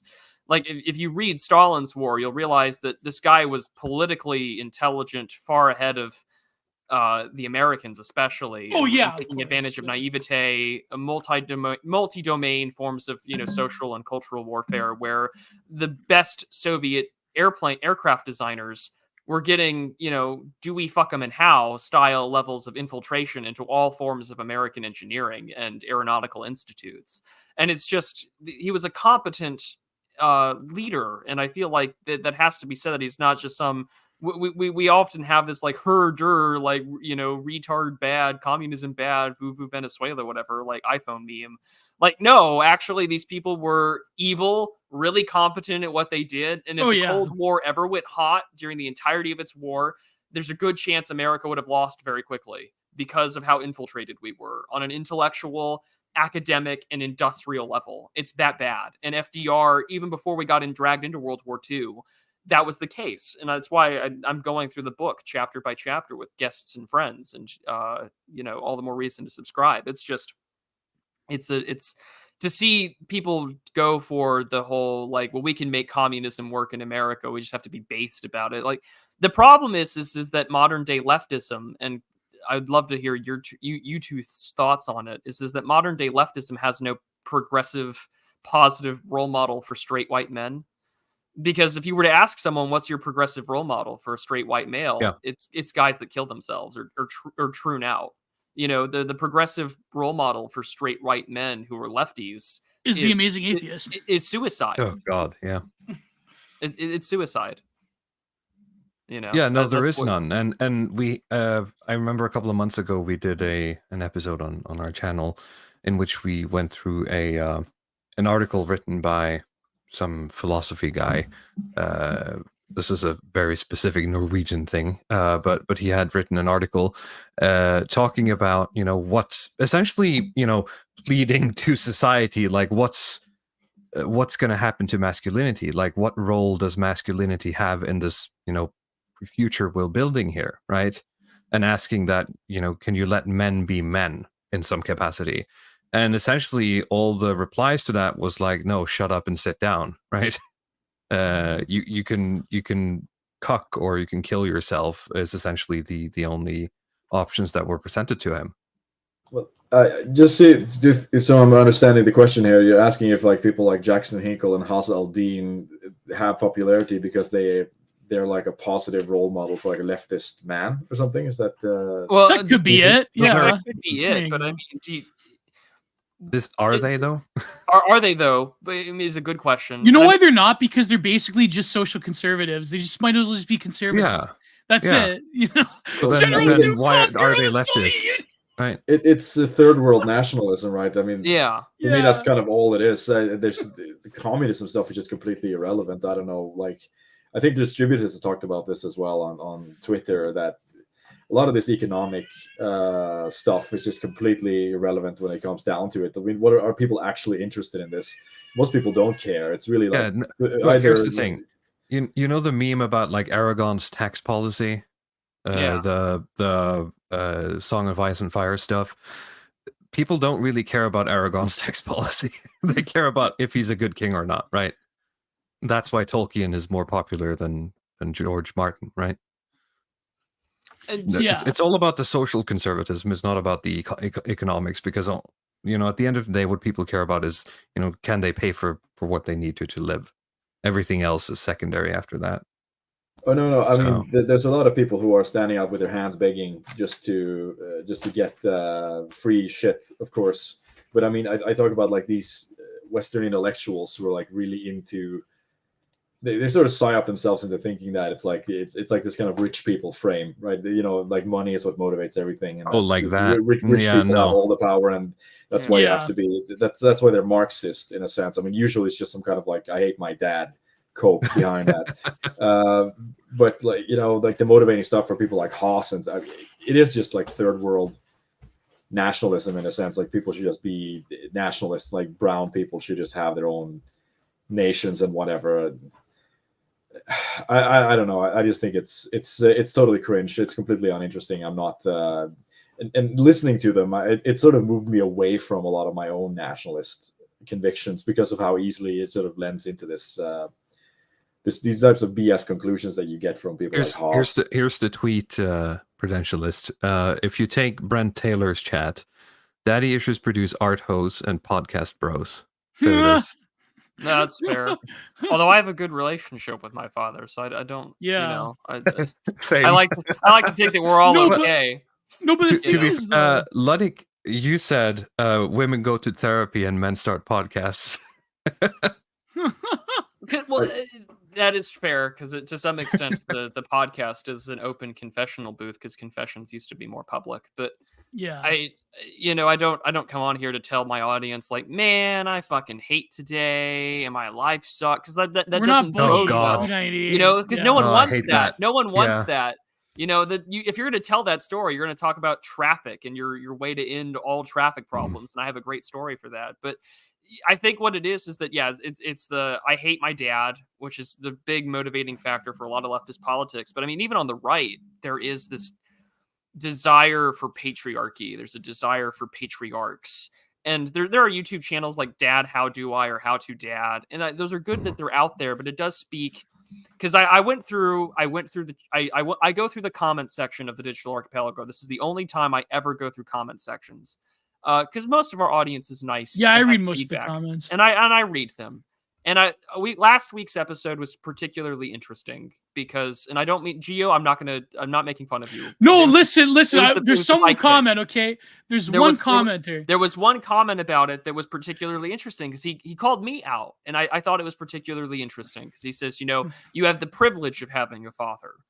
And privilege discourse and the language behind it aside was interesting, because I take it for granted, and I do. And I wake up and I look around, and I was talking about this the other day, where I went to, I'll tell the story and I'll shut up for a hot minute because I have 3 other wonderful people on. But I went to, at the behest of a friend, I went to a church group, to another parish, and I drove like an hour and some change to go. And it was a men's group, and the topic was how to be a marriageable man. And I don't go to these things, and maybe I'm too prideful, or I just think I'm above it because I'm not focused on marriage or being a marriageable man right now. I've got a million other problems before I can even think about getting a wife. But the crowd of men that were there, one, this church is huge. There's like 500 people that go. It's a big parish. 2, the guys that were there were ranging from like older than Geo to like 17 years old. And they were all, some of them just, a lot of it was just people who didn't know how to keep the spaghetti in their pockets around people, like very socially dysfunctional young men. Yeah. And I thought to myself, is it really gotten that bad? And then I started listening to these guys and started talking to them. And I realized a lot of these guys don't have dads, or their dad wasn't around for them. Man. And that there's this crisis of fatherhood. And I mean, like, God bless these priests for putting up with these kids. But then the other day, like, Tuesday was my mother's birthday. And, I went out and I cooked for her. I made a cheesecake for her. I went all out. And I went to Walmart to go pick up some, I needed to pick up cream cheese, and that was the closest thing. And there's this group of like teenagers or whatever. And, they were young guys, all white, but they were all very autistic and very like, in the internet sense of the word, not actually autistic. Maybe they were. And I'm only 27. I remember being a teenager. I don't remember being that bad. And I'm pretty self-critical of myself. And I was just thinking to myself, it's things have really gotten that bad, and it's really gotten pretty worst.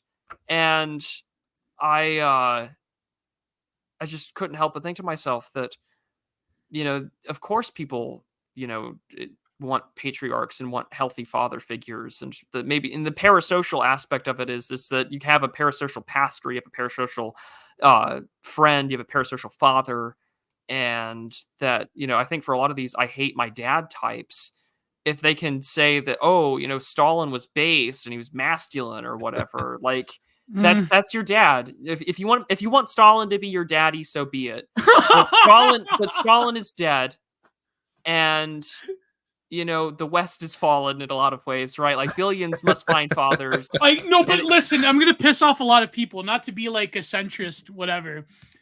But in the right wing, there is a lot of people that would, like, I want the Austrian painter to be my dad too. I mean, let's be honest, I'm reminded of that Robot Chicken meme of like little girl painting or with a crayon. She's like, "This is me. This is Stalin. We're getting married." And it's like, "This is me. This is Adolf. We're getting married." Like inside of you, there are 2 World War II authoritarian leaders. Yeah. No, because I think like, the MAGA communism definitely does have like more of, I would say, like a masculine energy, or at least they try. And I think like that's even like Haas's debate guys style. like this. I mean, there's the third world to spit, but like the white guys that are leftists go into it. This is the thing about, and Dave's talked about this too. This is the whole trap house thing. Like, it's disaffected white liberals.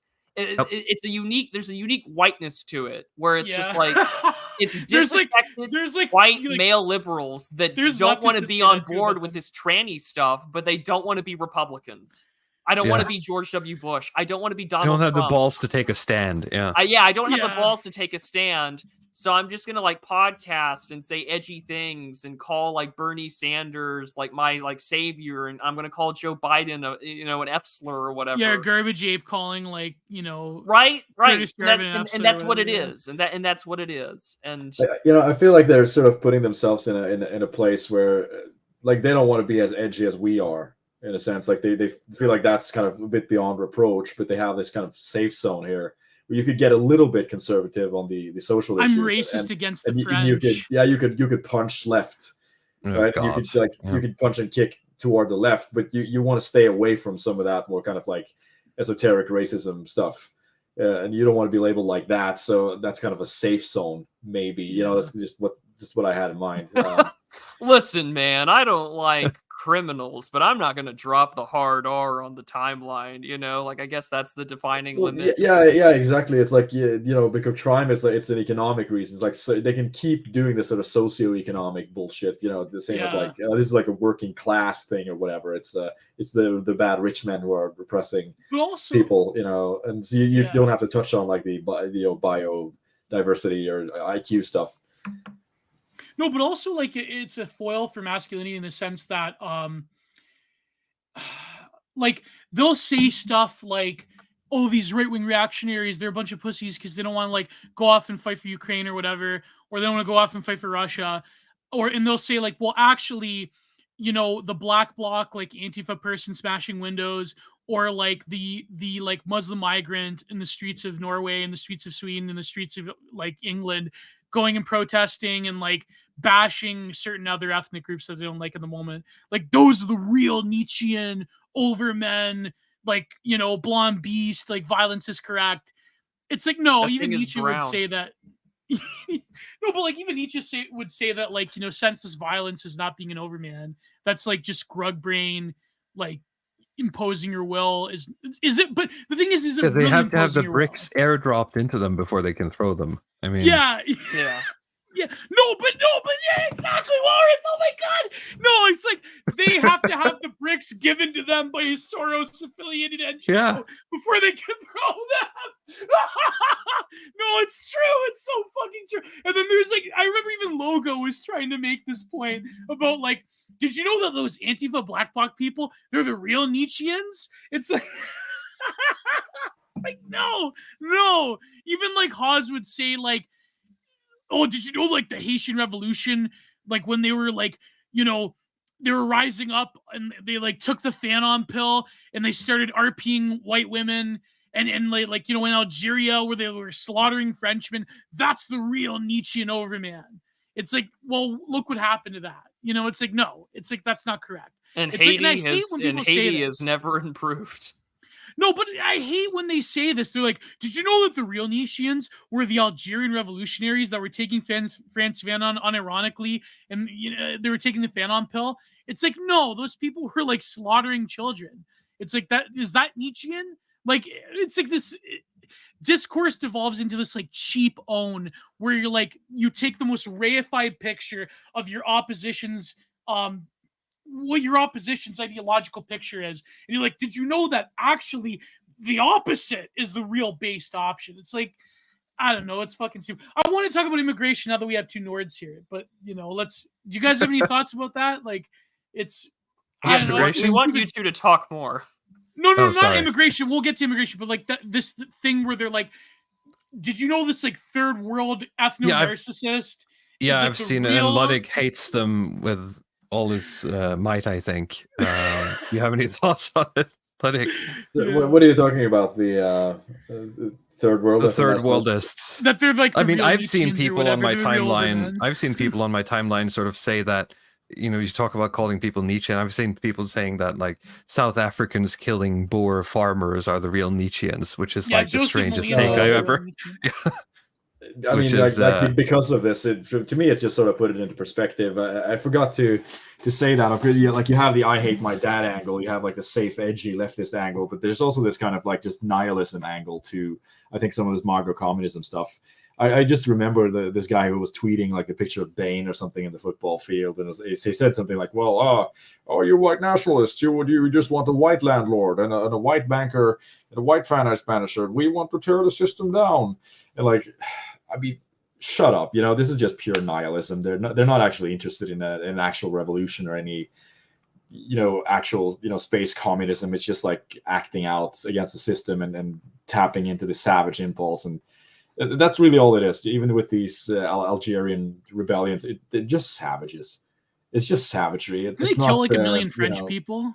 It's not complicated. It's just like total monkey behavior, and that's why I'm just not that interested in it. Communism isn't cool, even though they had like a macho guy with a mustache or something, and like black people killing people. Sorry, it's not cool. It's just savage. Inside of you, there are two mustache men. you know. But no, Luddic, the last thing I wanted to ask you before we move to these other issues was this: that everyone's kind of heard it in the background. It's not a big deal, but I mean, you're a father. I mean, and I presume a new father, unless that isn't your first. But yeah, you mean my wife's song there? Oh. Just kidding, of course. I had to self-deprecate there. That's but funny. Go on with the question. But is that your first?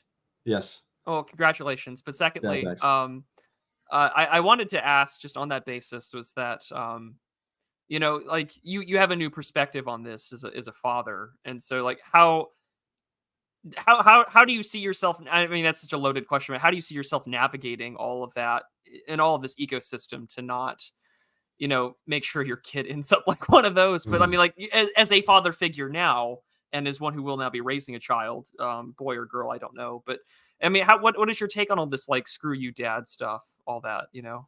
Oh, I think you kind of have to just be present, really. I wish I had, I had a lot of opinions before the child was born, really. I mean, I take from a lot of this sort of based internet stuff. They're going to do like 100% homeschooling, carnivore diet, and a lot of this stuff that I've found it's just kind of memery, to be honest. A lot of it's just not very realistic. I'm sorry if I offend some like American homesteaders who have actually had like 12 kids raised on cow milk or something, but I find in my situation it's not really feasible to do it that way. It's something that you just kind of have to just spend time and pay attention to what's going on, and I'll have to handle these things as they come up, to be honest. I have just like no magical solution that, if I homeschool a kid, then they're not going to be messed up or something. You just have to try to be there, honestly. That's sort of more I mean, it sounds so cliche and so kind of like some sort of feel good Hallmark movie or something, but I feel like it's true. You almost just have to actually show up and be there. And if you can do that and you can create some kind of sense of sanity and stability, then that's worth more than this kind of like if I make a based homeschool curriculum or I show them the birth of the nation or something. I mean, yeah, I hope that made sense. Yeah, no, what if the Goyim Defense League, where they're like handing out QR codes for Halloween to their like bitch shoot documentaries? Oh God, that's so fucked. That sounds horrible. If you're gonna hand out propaganda, you gotta give me some better candy than just a bag of candy corn and your Europa the last battle. You know, I feel like it's so stupid. You could do better. You know, be better, as the lefties like to say. You got to do the work, and you got to be better. That means giving the kids some better sweets. Like if you're gonna make them sit through, the greatest story never told, give them some 2 full-size candy bars or whatever. You're gonna let them sit through like the transvestigation videos on BitChute. Give me candy hearts with Wojaks. With little like chuddies. Yeah, I could elaborate a little bit on that perspective, and I mean, even the concept of red pilling is something that I've become more kind of weary of with the thinking about kids. Is that I honestly just like, okay, I just want the kid to be safe, healthy, and be able to reproduce later, and that's kind of like my criteria. And I'm wondering if I put in too much of this red pill stuff, you end up like messing up the kids so much that they're not even able to do so. So I'm just like not even interested in trying to introduce too much of this stuff unless it becomes like relevant or necessary to the situations. Sometimes I feel like so certain normies, like apolitical normies, are more based than these sort of like esoteric Hitlerism people who are just wasting their time with this kind of on nonsense, quite frankly, like most of the right wing does. Like, I think really a lot of that type of activism, like, not to bash people, but like, it's just like Antifa bait. It's just so you can have like kids get doxxed and like have people like write insane threads about you from like these networked accounts that are like, probably working in some NGO group.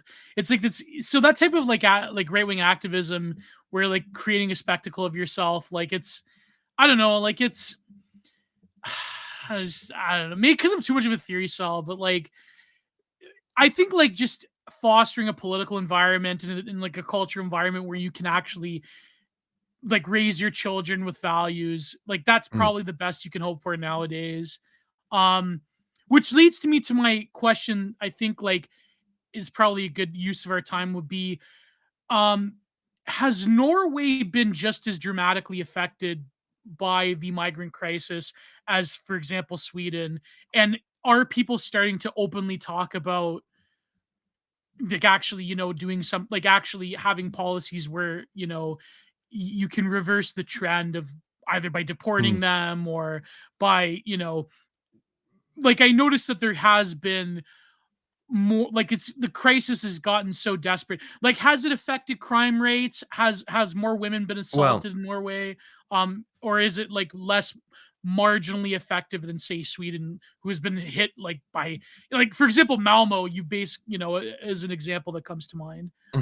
Well, the quote unquote mistake that Sweden did was when they took immigrants from wherever they came from, they sort of just tended to place them in one place. So, as you said, Malmo, right? They basically made, Malmo an immigrant town, right? Yeah, but, it's 30 years on because the problem isn't the first generation, it's the second and third generations, which are a problem in Norway as well. But we decided that we didn't want that, so we spread them out all over the country. I'm not sure if that's better. I'm just saying we don't have like the critical mass like you don't Malmo have the no-go zones in the ghettos. Yeah. Well, that's sort of the thing. We're starting to experience some of it. We haven't had nearly the numbers that Sweden have had in terms of amount of immigration. Yeah. But we are starting to. Just last week, we had a show on what's called youth crime, in air quotes, which are these weird, strange, undefinable youths who keep stabbing people in Oslo. And are forming gangs, and we're getting to a point where this is being talked a lot about because the numbers are small. Yes, there's maybe 500 15-year-olds running around doing crime, but they're starting to get organized, and once you hit that critical mass, you're going to have an epidemic, right? Yeah. And these are things we're talking openly about, and we're very willing, at least our brown politicians are very, very willing to point out that these are immigrant children, right? But the willingness of the apparatus to actually do something about it seems to be non-existent. And that's where I fear we're going to stumble, right? Does your press and media come up with a million different euphemisms for youth crime? Or is that just a uniquely American way to avoid saying black people? Well, yeah, we talked about that. I mean, the term like born in Norway, for instance, it's Norwegian born it basically means brown, right? Or Norwegian citizen. That's the ones that they use typically, where you just kind of know that it's a brown person, typically some kind of Middle Eastern or African descent. Because the press in America, it's strap hangers or rowdy youths or jogger, whatever, right? It's the take on basketball Americans, basketball, future Norwegian citizen. that's great. That's so good. That's great for all the reasons. But no, I think of Arthur. It is Arthur C. Clarke that wrote the story. Like the 9 billion names of God. And the whole computer algorithm of such, and to name all of help these Tibetan monks to come down with the 9 billion names of God, and then the world sort of ends once they do it. But for us in the press, it's the 9 billion ways to not say black people, and good to know that that's sort of a universal problem when it comes to these issues. Well, yeah, yes. I mean, there's always the pressure to be polite and to be politically correct, and especially I think in the Scandi countries, a lot in Sweden, probably less in Denmark, Norway somewhere in between. I think people could agree as far as like the comparisons of the situations. We've talked about Sweden multiple times on the Longhouse podcast, and they've had the policies of putting all of these refugees and immigrants into these satellite cities around Sweden, and then you have white flight, and they just become these sort of like no-go zones. And you could say that, oh, look, this is a total disaster. But now they're talking about, okay, we need to bring in the military to deal with all of these kind of crime waves that are happening around Sweden. And I mean, think about the situation here. You're having basically all of the brown people are concentrated in satellite cities, and that's where they are. And then you're bringing in the military to deal with that. I mean, it's actually kind of an ideal situation, if you ask me.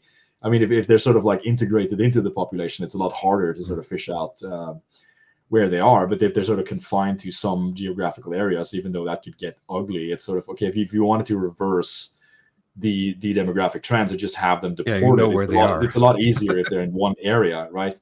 So well, how are the demographic trends in Norway? I mean, I'd imagine we're like at 20%, 25%, I think somewhere between 20 and 25% non or sort of immigrants or children of immigrants. Now that includes European immigrants, which is the majority, right? Which is I'd imagine you've been getting a lot of Ukrainians lately too, right? Well, but even even that is quite small compared to, you know, the total number of immigrants. No, but yes. I mean, but what about like women having children? Do you still like, what is the birth rate? That's a big issue, because the birth rate of the, you know, average Norwegian ethnic woman is quite lower than like some Saudi woman, right? Or Ethiopian. I mean, it's the same. Yeah, it's the same all over, but like it's almost 1.5, so it's like it's much better than Spain or Italy or some. I couldn't believe, that's a black belt right there. But where it's like, you know, some place like Korea or something where it's like 1.1.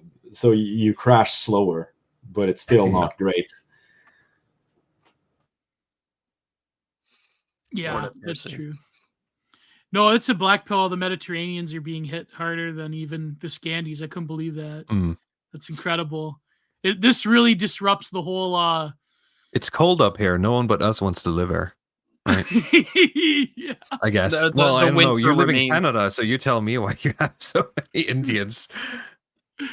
I don't know. How do they handle the cold, Geo? Is this just because they all live like 20 to 1 apartment and that's how they stay warm? Something like that. Like it is weird how there's so many Indians here, even though like, well, you know, you see, but the Indians, they're mostly in.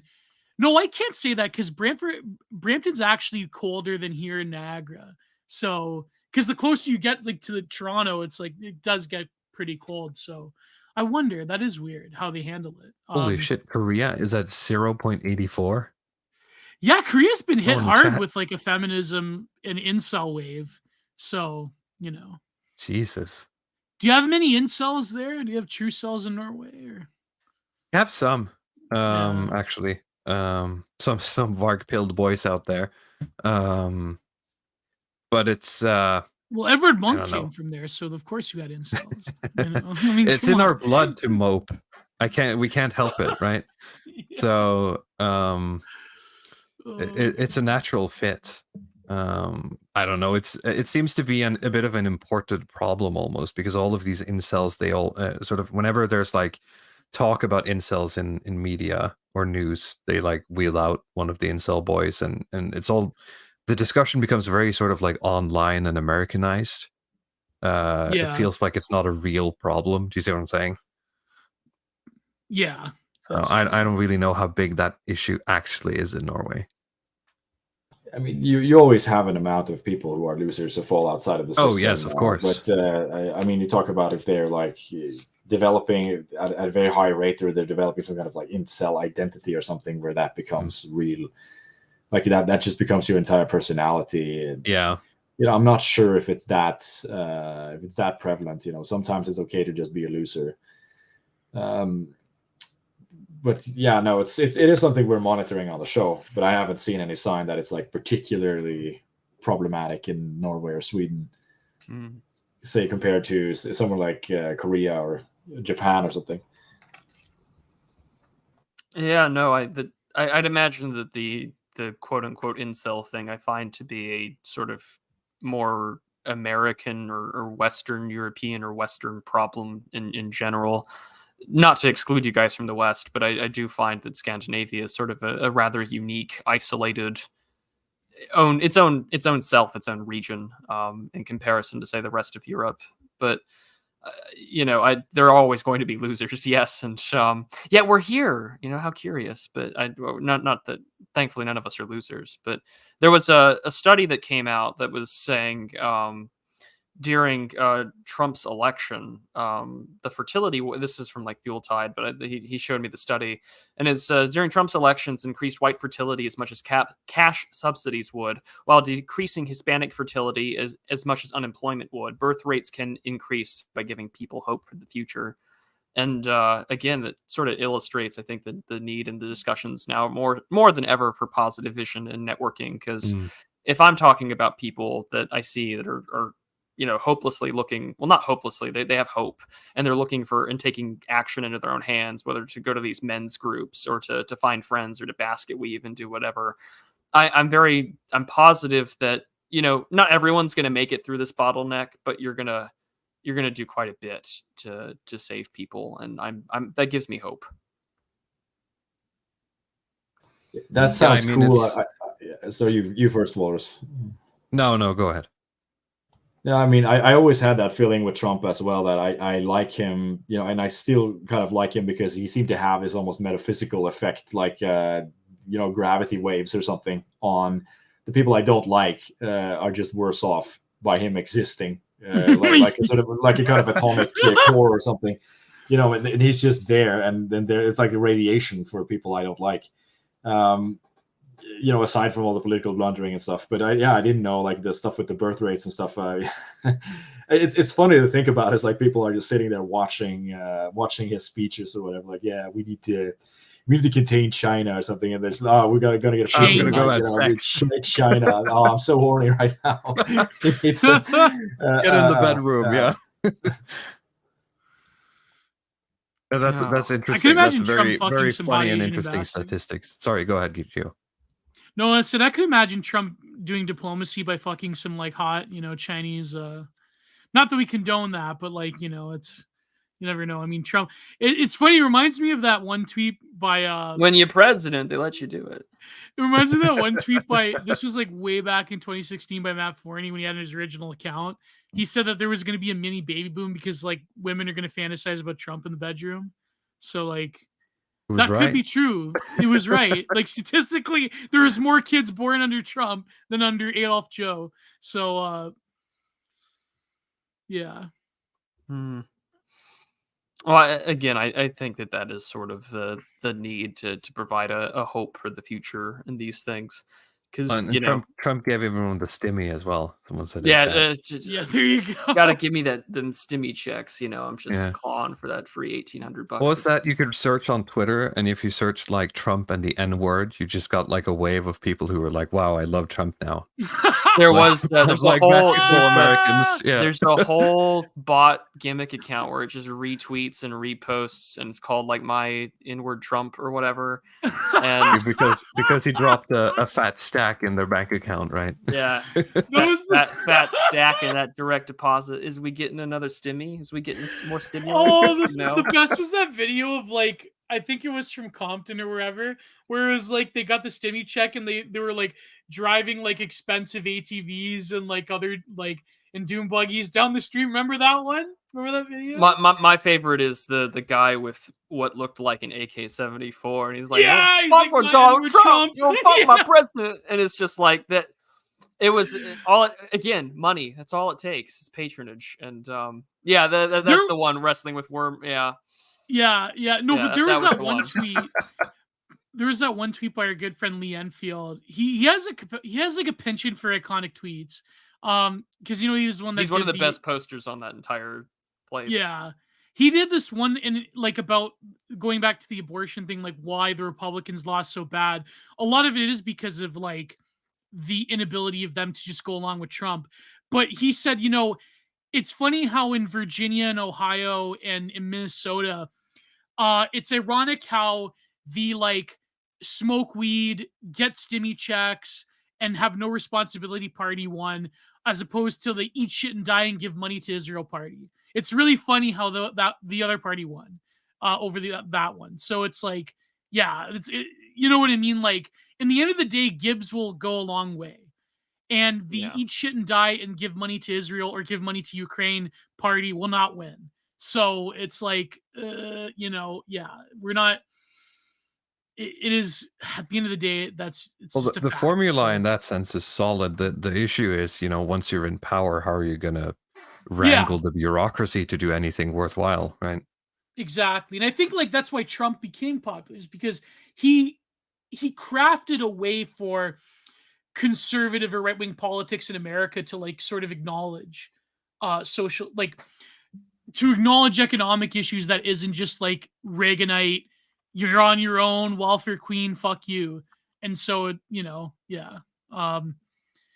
Like what can you actually do with bureaucratic power, as opposed to like, let's get in and just let's murder a few institutions and hopefully the money from that pays off. And oh, by the way, you're on your own. And it's like, yeah. Like, I mean, there's a certain we person can do from both. You could do both. Yeah. No, but like there's a certain person from a certain podcast network, not to name names, that had a good quote where he said there's no party that hates the white working class more than the Republicans. And that is the truth.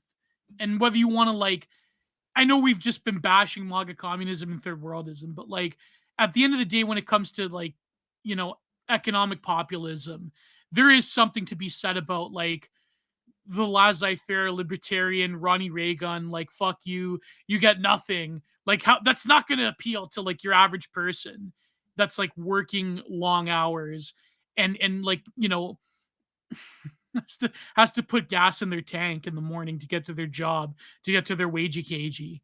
It's like, you know, yeah, the whole like economic freedom shit's not going to work for them. So yeah.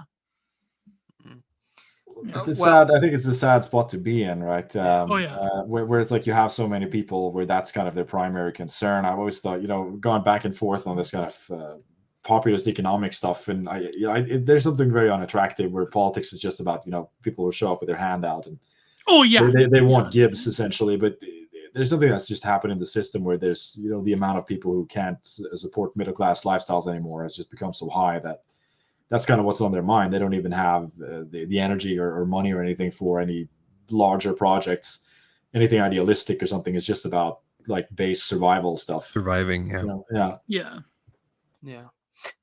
But gentlemen, as I will update the description to add all of your links down below, where can people find you and what you guys do? Well, if you head over to my channel, A Walrus on YouTube, you can find our weekly show, The Longhouse, streaming roughly the same time as Prudentialist and Geo every Thursday. We usually start a little bit before. I have my Twitter, which is the same name, A Walrus. I think it's Walrus in a suit if you want the @ Luddic Path. Yeah, you can find me on my Twitter. It's just Luddic Path Twitter, and I also have to shill for Praxarchy.com. It's a dissident aggregator news site where I'm working editor. So check out Praxarchy.com. Also, do follow Luddic Path on YouTube for the sole purpose of his community posts. He posts some great memes very often that I quite enjoy. I followed that more before I followed you back on Twitter, and I felt bad because it's just like I really appreciate him as a co-host. I really like the meme posting on YouTube. It's kind of like you have more of a follower and feedback on YouTube community posts that way than I think Twitter does sometimes, and I quite appreciate it. So go follow him on YouTube. I will, remember that. Sometimes I forget that people are actually watching these memes, so I'll keep putting them out there. You know, I got a bit of a passive attitude toward my YouTube audience. But yes, today's episode of the Digital Archipelago is brought to you by the Longhouse podcast. Go be sure to follow these two lovely gentlemen over on their channel. They are live usually the same time we are. There's some overlap, but be sure to either watch them live or catch the VOD when Gio and I are not on the air or we're doing something else. So be sure to do that. But we're going to go on to the super chats quickly because we're all kind of pressed for time. I'm going to be in the city later this evening at some kind of new founding shindig. So we're going to just get straight to it. Starting off with the Entropy super chats, go check out the pinned comment in the chat if you want to donate there and not give Raja Mohan your money. But Sam153 for $5 US says Panama owes. There's Gio. Panama owes someone a commendation. Not that I'm an endorsing murder, but that is he was being very ecological. Belial Bradley for. Yeah, it's just a tad too much. Belial Bradley for $10 US. His message is $10, and he's wanting you to scream that out in Spanish, Gio. The Astores. There you go.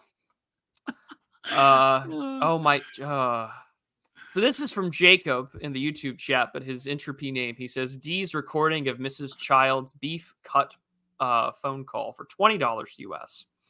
Thank you very much, sir. He says the fully automated luxury gay space communists will be destroyed by mega space crabs, a monster of their own sexual creation. Very true. Very true. That's the thing with promoting these catamite lifestyles, is that you'll just eventually create a disease that kills them. Whatever happened to monkeypox? What happened to that? I hope it's actual giant space crabs like Cthulhu monsters. Oh, that would be so much better, right? You know, give me some color of space stuff rather than like STD. You know, like we finally have achieved a proletariat communist revolution in space. They just get mogged by Tyranids. Just crabs. Just the Tyranids come and it's all over. The bugs from Starship Troopers eats you alive. Well, I can't believe that like Norway has a better replacement rate than a lot of other European countries. I mean, think of it. Attractive women, it's cold all the time, you're inside all the time. Yeah, what do you think's gonna happen? You know? Come on. So true. Norwegian women are good looking, right? Mostly, yeah. Yeah, there you go. Buenos Aires destroyed by giant crab, you know. I'm from Buenos Aires, and I say kill them all. That was great. That's what we need for those climate protesters. And I'm from anyways. No Guatemalans, just vibes. No crabs, just vibes. No Panamanians, just vibes. Henning Binder up for $8 US. He says same here in Denmark, and I'm sure that was in relation to our discussions on Norwegian politics or media earlier. But thank you so much, sir. Jay Burden for $3 US says, if you were ice fishing and forgot your bait, what part of your body would you use instead? Well, Mr. Burden, I don't have an answer to that because I feel like he's just baiting me. So no bait for Mr. Burden. On to the YouTube ones. Maddie Ice for $10 US says, love your shows. $10! Would love an episode dedicated to the Franklin scandal in Lincoln, Nebraska, where it intersects with the Johnny Gorsh kidnapping related to Programmed to Kill. Gio and I could do some reading on that and talk about it. Oh yeah, I've read about the Franklin cover-up. Programmed to Kill is interesting, but like I know my esoteric friend 11, she said that like there's some things in Programmed to Kill that like gets things a bit too simplistically. That's why a lot of those parapolitics, Bernie bro people, they like that book. But Programmed to Kill is a very interesting book. I might buy it. So I've read bits and pieces, but yeah, I've definitely read the Franklin cover up. That is some very scary stuff. Yeah. Did John Carter give his super chat? He said he had a long one. He is not. So here we go. Zhang Wei for $4.99 US says, I've gotten scores of Indians to commit to the Republican Party by convincing them that the elephant logo is an esoteric tribute. Oh, that's a good one. I'm terrified of the subcontinental takeover of the GOP. Maybe we'll get a Ganesha. Oh, I forgot you got a $20 one. So $20. There you go. There you go. Death by Cognitive Dissonance for $5 US says, thanks for the great people at Digital Longhouse. Thanks for the collaboration. I love it. It's true. We're here. Oh, nice. Tim Miller asks for $1.99 US. Does Claremont bankroll new funding? If not, who? Well, actually, the project was started by Nate Fisher and his own money. So no, they have their own thing going. They know Claremont people, but they are not bankrolled by Claremont. Nate Fisher decided to say, fuck it, I'm going to put $5 million of my own dollars down. So he's kind of got skin in the game to make it work. And I know a lot of the guys there. I've talked with them personally, and I've gotten to help people find jobs and start business connections through them. So if you want competent non-homo, non-gay race communism stuff in business and media, I mean, those are great guys to start too. Maddie Ice for $10 US says, I'm concerned over DR messaging, like crime, for example, demanding a more honest convo about stats is friendlier than the more extreme and would get you a similar outcome. Cucked or not? Thoughts? the problem is when you do it nice and polite. Like, the nicest guy that you're ever going to talk to about crime statistics is Steve Saylor. And because Steve Saylor is the nicest, most polite white man who will ever talk about crime statistics and will give you logical, well-researched, thought-out explanations, and will even correct himself when he's proven wrong, he still has had his name stricken from records like the Atlantic magazine when he did a debate with the guy who did Freakonomics about abortion. So, can we be nicer about it? Yeah, I'm pretty sure that you could be. Well, I don't think you need to be a T&D poster to say that we need cleaner streets and we need better policing. I'm for like corporal punishment and mass incarceration, because if El Salvador is any example, it works. But even if you're super polite about it, right? But like a cartoonishly evil, like ridiculous.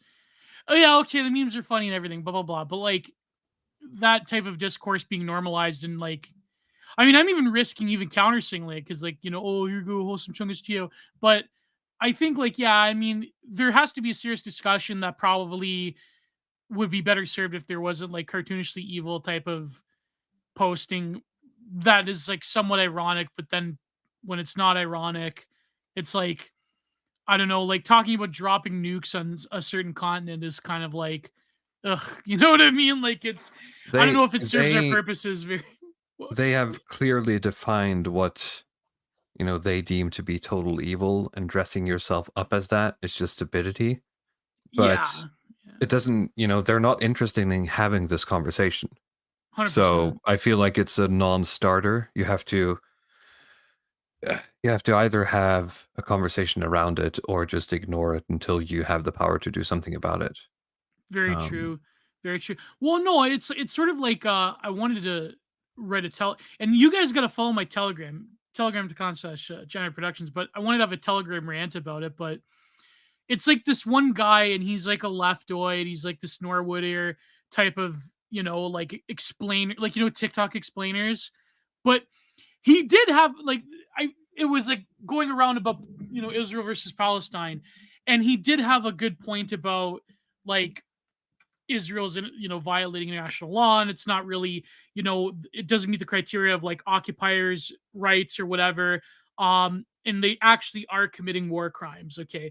And I'm thinking, okay, yeah, bracket the fact that the leftoid is saying this and it's correct information, whatever, however you want to cite it, right?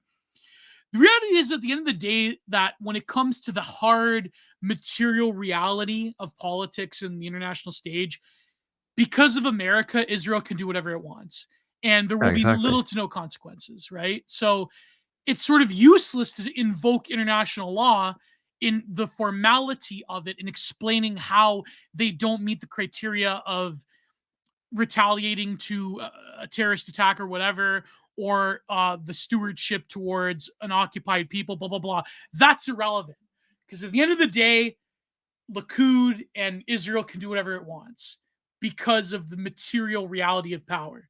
And it's like, yeah, exactly, Walrus. Maheckin Haig is like, who cares? Who cares? Because, not to say, no, I'm not endorsing it. I'm saying that the tragic reality is that there are certain nations that can do what it wants, and there's certain nations that can't.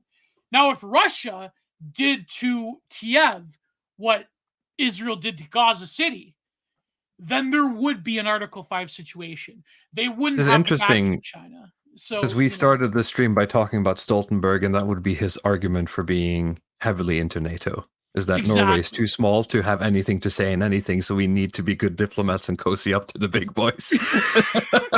I mean, that's just an unfortunate reality of the international system. That's how it works, right? It's going to be the case. Like that's why Mearsheimer called it a tragedy. It's not, Yeah.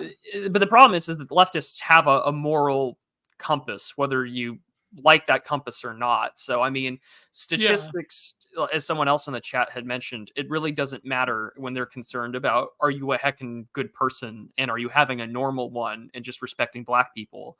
Whereas if you point out the obvious, then you're ontologically evil. And it's just like, cool, like that gives them an excuse to like write you off their book. In the same way, if someone were to approach me and call me ontologically evil, I'd be like, oh, cool. Like, you don't have a soul. I don't have to worry about it. But Maddie Ice No, again I'm not says, arguing for Israel, by the way. I'm not pro-Israel. I'm just saying, like, that's the material reality of the situation. yeah, what if I don't want to have a normal one? But no, Maddie S says, I feel newbies that come into these spaces can't tell what is and isn't ironic. They could be won over with a stricter messaging. They get scared. I mean, irony is the greatest problem with all internet politics. Yeah. The irony poison pill is there. And unfortunately, the only way I feel like you get inculcated by it is, unfortunately, by just continuously dosing yourself to it. You know, like, I'm so used to the coal and the coal mines and the cadmium dust in my lungs that I'm just used to it. You know, like, I don't know. It's I get what you're saying, but unfortunately, build up resistance. Yeah, you got to build up. You got to build up resistance. I don't know. I actually think that the irony and a lot of the impenetrableness is sort of what people find attractive about some of these spaces. You know, yeah, that's true. They like that they're not cool. They're not cool enough yet to understand it, but they keep listening, and in the hopes that someday they're gonna like get it and be. It's like everyone complaining cool about Geo in the comment section about, like, why doesn't Geo just like say what he wants to say? And it's like, because we have to because we're monetized and we like being monetized. Whereas I did get monetized last episode for some stupid reation. I don't know why. Oh, I was so pissed. So next week, give Geo more money to make up. Yes, for that. I got hit.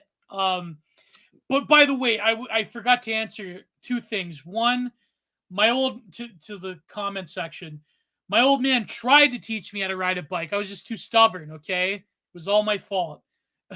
He tried, man. He tried. My friends tried. My uncle tried. Anyways, last question. The last one did come from Owen Zaleski for $5 US. Oh yeah, we forgot. Yeah, $5. He says, "Hello, gents. Hope you were well. Didn't catch much of the stream, but here's something. Thanks to you guys, I found a great Christian poet on Substack. Thanks to you all. Shout out to Murky Man, MERKURYMANN,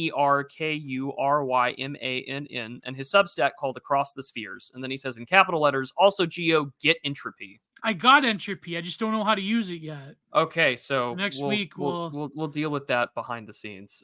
Yeah, it's pretty easy to get entropy. No, TB88. This wasn't a joke. That's no. What I really can't ride a bike. That was sort of the best part there, and of the episode. But of course, ladies and gentlemen, that will probably conclude it for this evening. I do want you all to follow Mr. Luddic Path and Mr. Walrus down and on Twitter and YouTube and their other works. Go check out Praxarchy.com. Go follow the Longhouse podcast over on Mr. Walrus's channel. These guys are wonderful people. I like them very much. And Geo will have the episode on your channel next week. Yeah. And what have you got going on? Last minute chilling before we wrap up. Oh, I'll probably have another episode of content mine out next week. I'm trying to finish everything up because then I have to go to edit my book and send it off to get edited, and I'm trying to like gun through the last few chapters. So right now I'm talking about vibe shifts in my book, so and Frederick Jameson and all that good stuff. Other than that, yeah, I'll probably have a digital Archipelago next week on my channel. I'll probably have the content mined out, and so yeah, hopefully everything goes well. Walrus, Luddic Path, last minute chills. I think we're good. Yeah. What do you guys have for next week? Oh, no. To be honest, I don't actually know. Yeah, same with us. We don't even know. Yeah. I thought I had something, but I don't. Yes, there's my channel. Go follow us. Oh, one last question. Okay. What is it with Scandinavian people in like EDM and techno? They seem to be very good at EDM. I don't know why. There's something about the Nordic spirit. I don't know why that is. And electronic music. I actually don't know. I need to look into that. I don't know who you're thinking about, like Avicii or something, or yeah, no, but like in general, there seems to be like such a strong EDM culture. There's more Swedes, I think, who are into that. Yeah, to be honest. Yeah, true. Coldness, Geo. It's coldness. That's what it is. It's the coldness. They're like the harsh sounds of electronic. It's the heat that comes from dancing. But all right, ladies and gents, be sure to follow these wonderful people down below. Go check out their podcast. Be sure to follow Geo. I will have a new chapter out coming on Monday for our wonderful series on Stalin's War. I'm recording chapter 2 stuff tomorrow as well with my good friend Yellow Lantern, who's also written on this stuff quite extensively. And then I'll have a new video and a new stream out next week. So be sure to stay tuned, follow all of us, click the bell, like, share, subscribe, and we'll see you all next week. Take care and God bless. God bless. Goodbye. Too sweet. See you, gents.